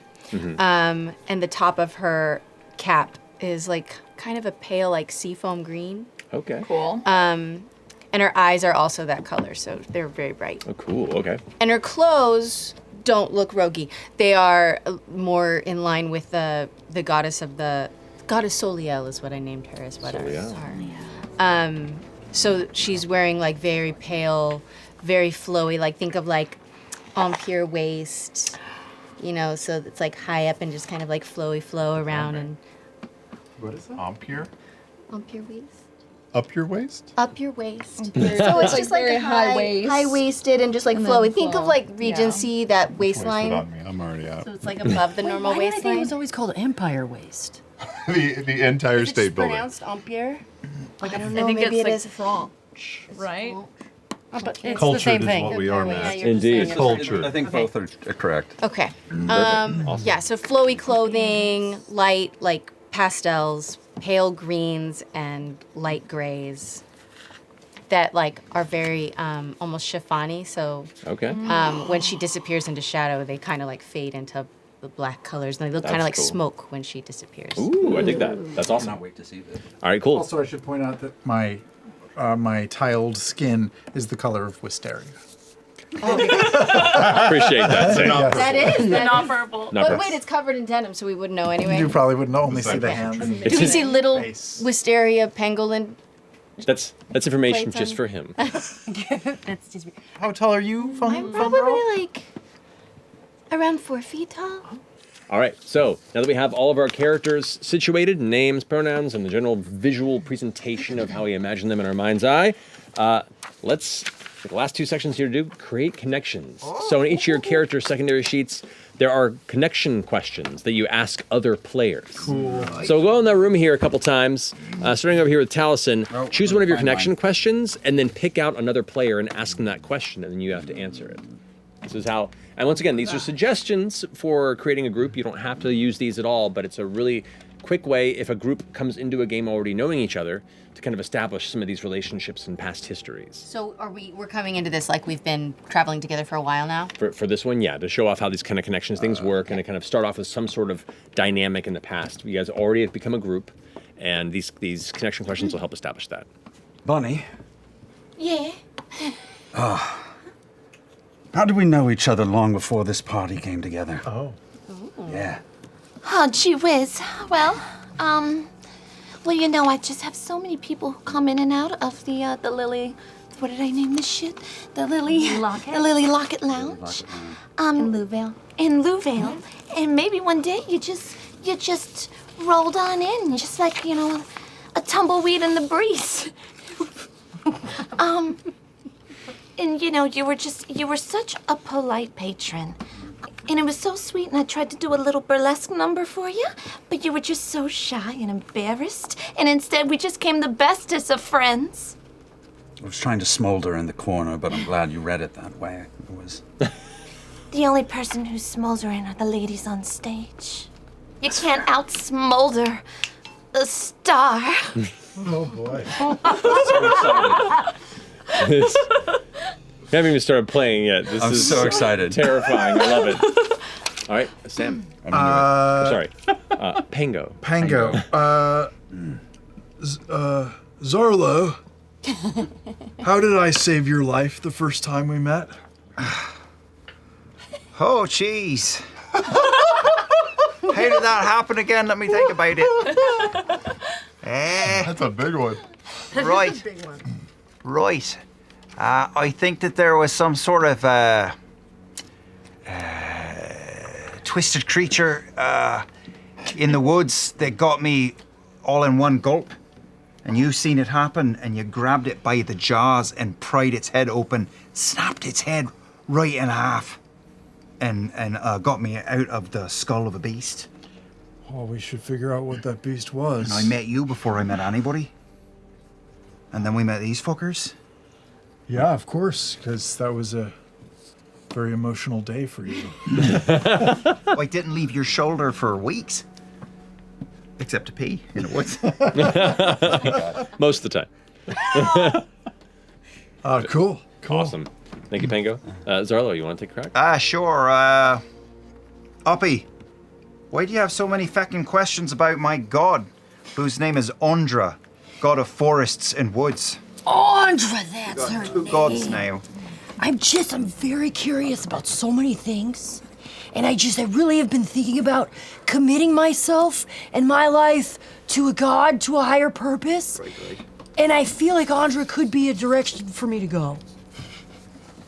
But I'm still shopping. Still shopping it out. Potential acolyte. A potential acolyte. Your cigarillo's burning there. Just like a stanky. Just a stanky wave old, of smoke that comes out. Pew! All right. Travis, your hero's name again was? Kexen. Kexen, thank you. Yeah, Kexen. Go for it. Sweet Pea. Knowing that I'm in search of a scroll or a book that would describe or account for the origin of where my people might have come from, what favor have I asked of you that you're not sure you can fulfill? Oh, gosh.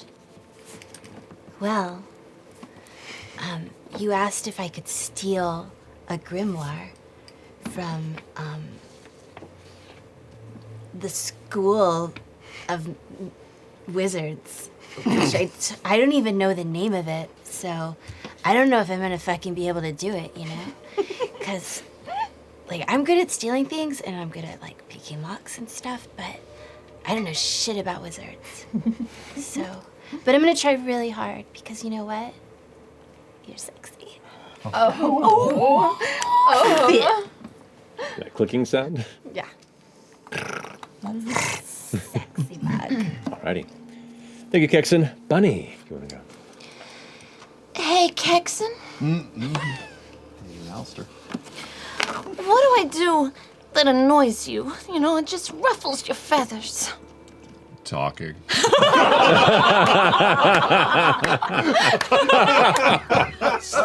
Perfect. It's gonna be a great one shot. I would say, the beat face. Anytime there is a reflective surface, you are always checking the glam. Constantly looking for a refresher or anything like that. And on the inside, I slightly wish I had some of those skills. But I'll never see. Do you occasionally catch Bunny looking into the reflective carapace on you? Oh, yes! Yes. Wait, don't move. Stop it! I have to fix my wings. Perfect. Okay. Awesome. All right, Sweet Pea. Kexen. I've discovered something about your past. What do I hold secret from others for you? Oh, shit. Secret. Sweet Pea. Beta Bean. Beta bean. Beta Bean, excuse me. Open it up! Open it up! And you're a fungal, right? I'm a fun girl.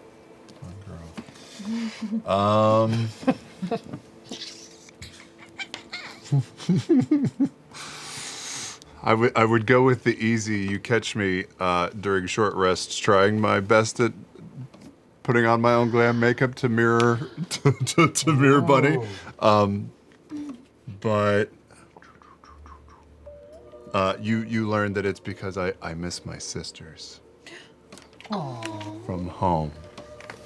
I won't tell anyone. He's in touch with his feminine side. We're gonna have a makeover episode. Oh my gosh, it is shopping crew on this side. Sorry, man. You're allowed to come. I could spend 3 stress to get the fuck out of here, right? We're fashion crew. Fashion crew. Is that our crew name, the Fashionistas?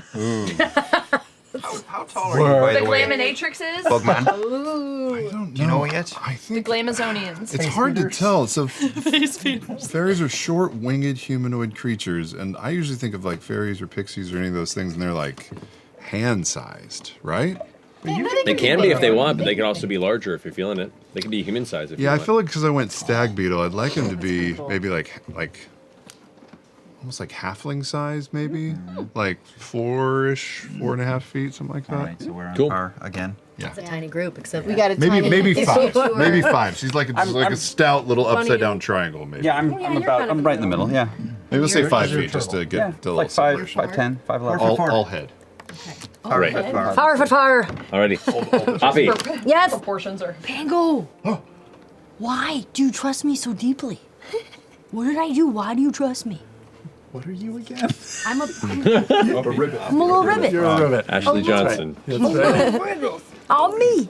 Why do I trust you? Because sometimes I would venture out into the overworld. Where are you going?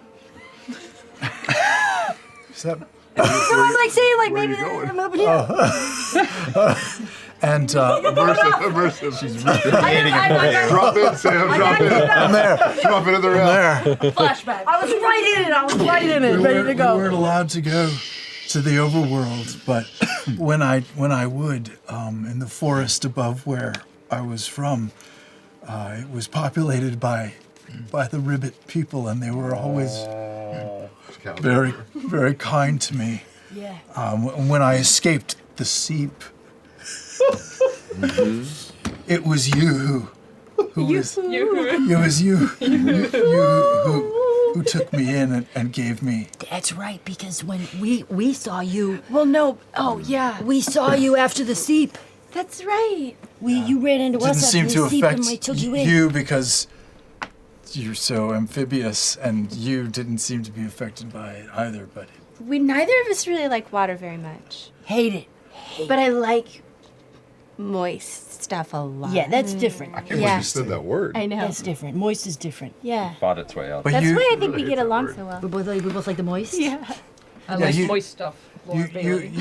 you bucked me up when I was at my lowest moment, when I had lost my people. Yeah, I'm pretty good at that. Cause you know what? I've got your back. That's right.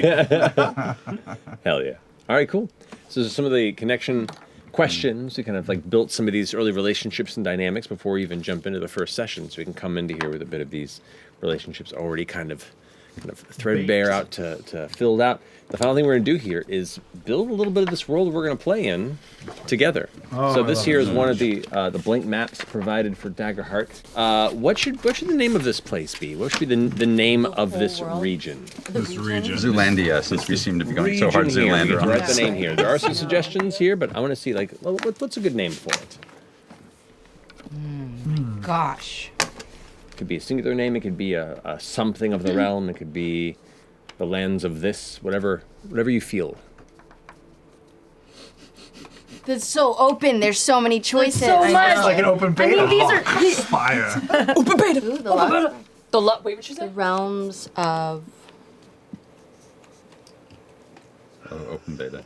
And no. Travis just I said the lock spires, but whatever. The lock spires? Ooh, like there's L-O-C-K, spires like, across like the land. locks, like spires amongst the locks. Yeah, that's Lock cool. as in L-O-C-H?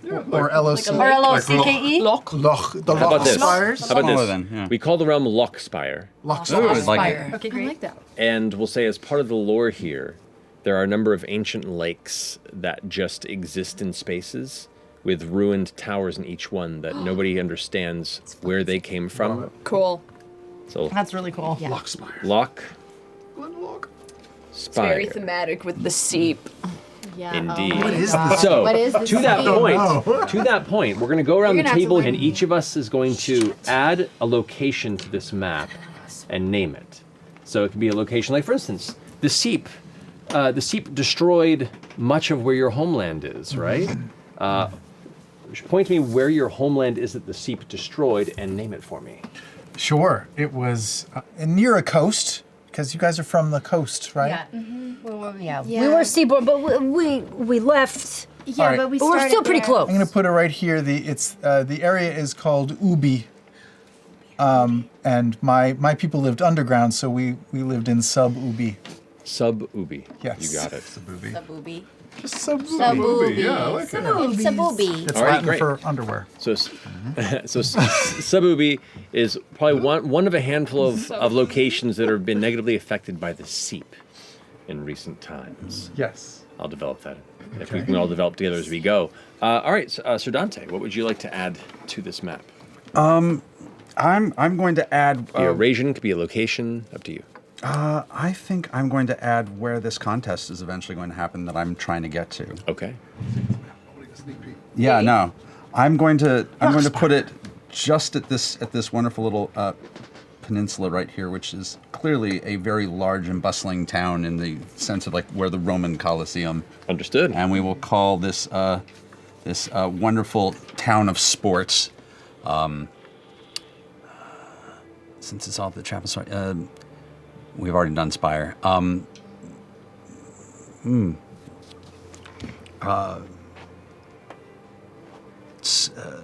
I know this is hard to do. There's also a list. Is Oh. there Oh yeah, they're like Yeah, there's suggestions. inspirations? There's I like the suggestions. inspirations I do too. so They're so much. The good. Champion's Crown. That's awesome. That's the name of the town. Yeah, it was specifically. It's built around this arena, so it's the Champion's the Crown. Hell yeah. Champion's Crown. Write that down. So yeah, it is a metropolis, a center of commerce, a center of culture. It is where a lot of celebrations, contests, and an occasionally bloody history left behind it. What's it called again? The Champion's Crown, That's cool. or Champion's Crown, if you're. You said that your cousin, Rembrandt, was in line for the throne. To where? So really quick, whispers. Sure. Whispers. We're having secrets. Why not? This isn't happen to me very often. This is cool. You guys, It's a one-shot. check out. Oh yeah, we're gonna be live Dig it. Okay. tonight. So Woo! with that in mind, Yeah, 7 p.m. Like baby. real life? We're Playing, like doing actually this playing live these live. characters. First showing out of the gate. Let's make it real weird. Yeah. Critical roll.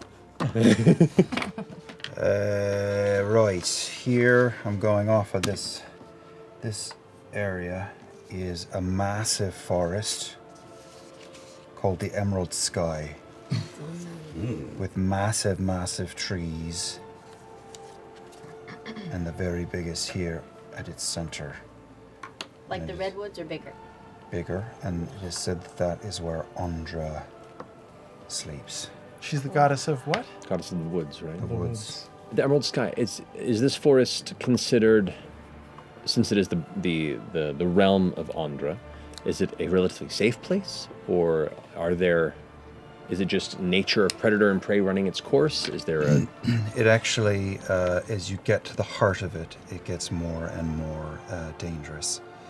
The outer edges are actually communities like my own that move from spot to spot to spot to spot. But it's not wise to go too far in. It's thought to be bewitched. But those who have made it to the center of that great place have found wisdom. The myth surrounding that place, that forest, is that there is a loch at the center of it, and the great tree grows out of it, known as Andra's Tower in legend. Whoa. That's cool. Damn, this map is cool. So up here on the western side of this continent, there is Menagerie, man. there's been a ramp that's been built that's got like cobblestones leading up to a very old archway, and it looks like it would lead to a bridge, but there isn't anything. It's just an archway, and this is the Viaduct of Fortuity. And this, you have a 1 in 6 chance of ending up in the ocean. But if you wanted to magically transport across the entire continent more quickly, this is what you would try to take to declare where you would want to go. It's like a teleport place? Yeah, it's like And an it archway. usually works. Cool. so it's like It usually can works. work. a magical railgun for yourself? Yes. And if it fails, what happens? end up in the ocean. You could end up in the ocean, you could end up in your destination, you could end up at the south of the continent, the north of the continent, or somewhere else. Sometimes But you just fall off. Or from the action park. Okay. I love it. I love it. That's so fun. All right. So, damn it. All right. First off, do you know where on the map Louvale would exist? What? Louvale. Lolvale. Veil.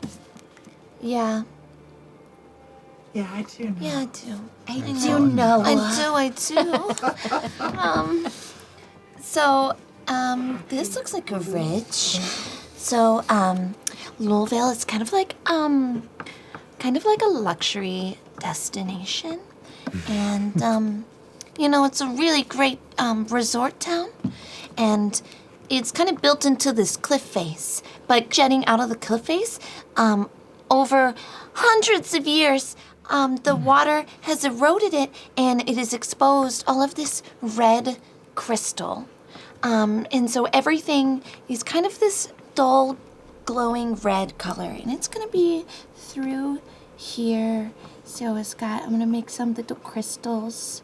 Yeah, that's a The crystal. Red Crystal District? It's the Red Crystal District.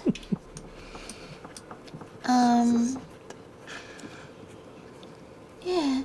So this here kind of goes through.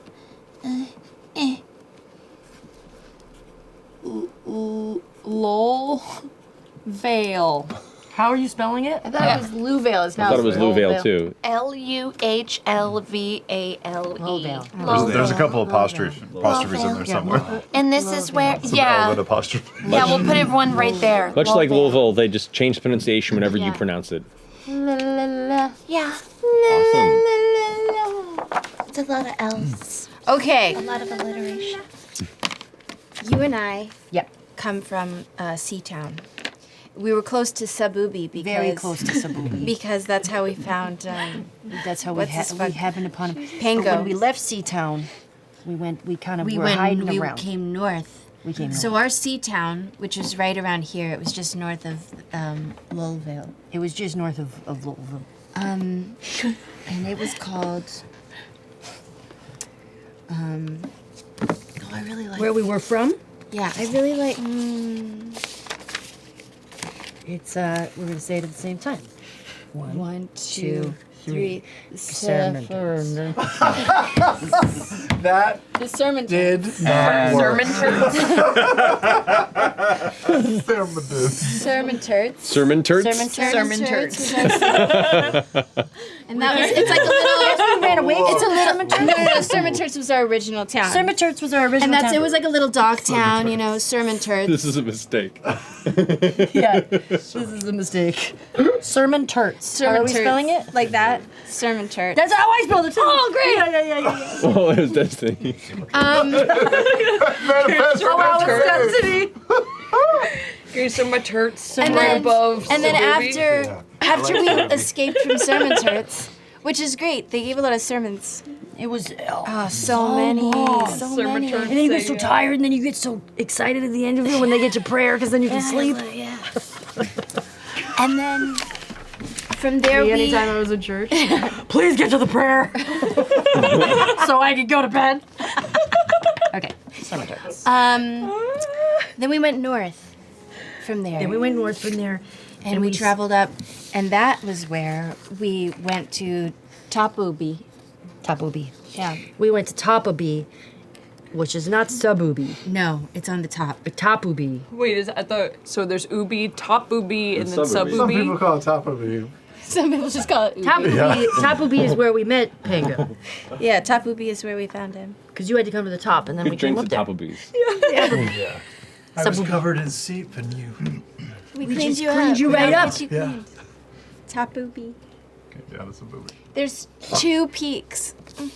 Of course there is. Hell yeah. Great. Cool.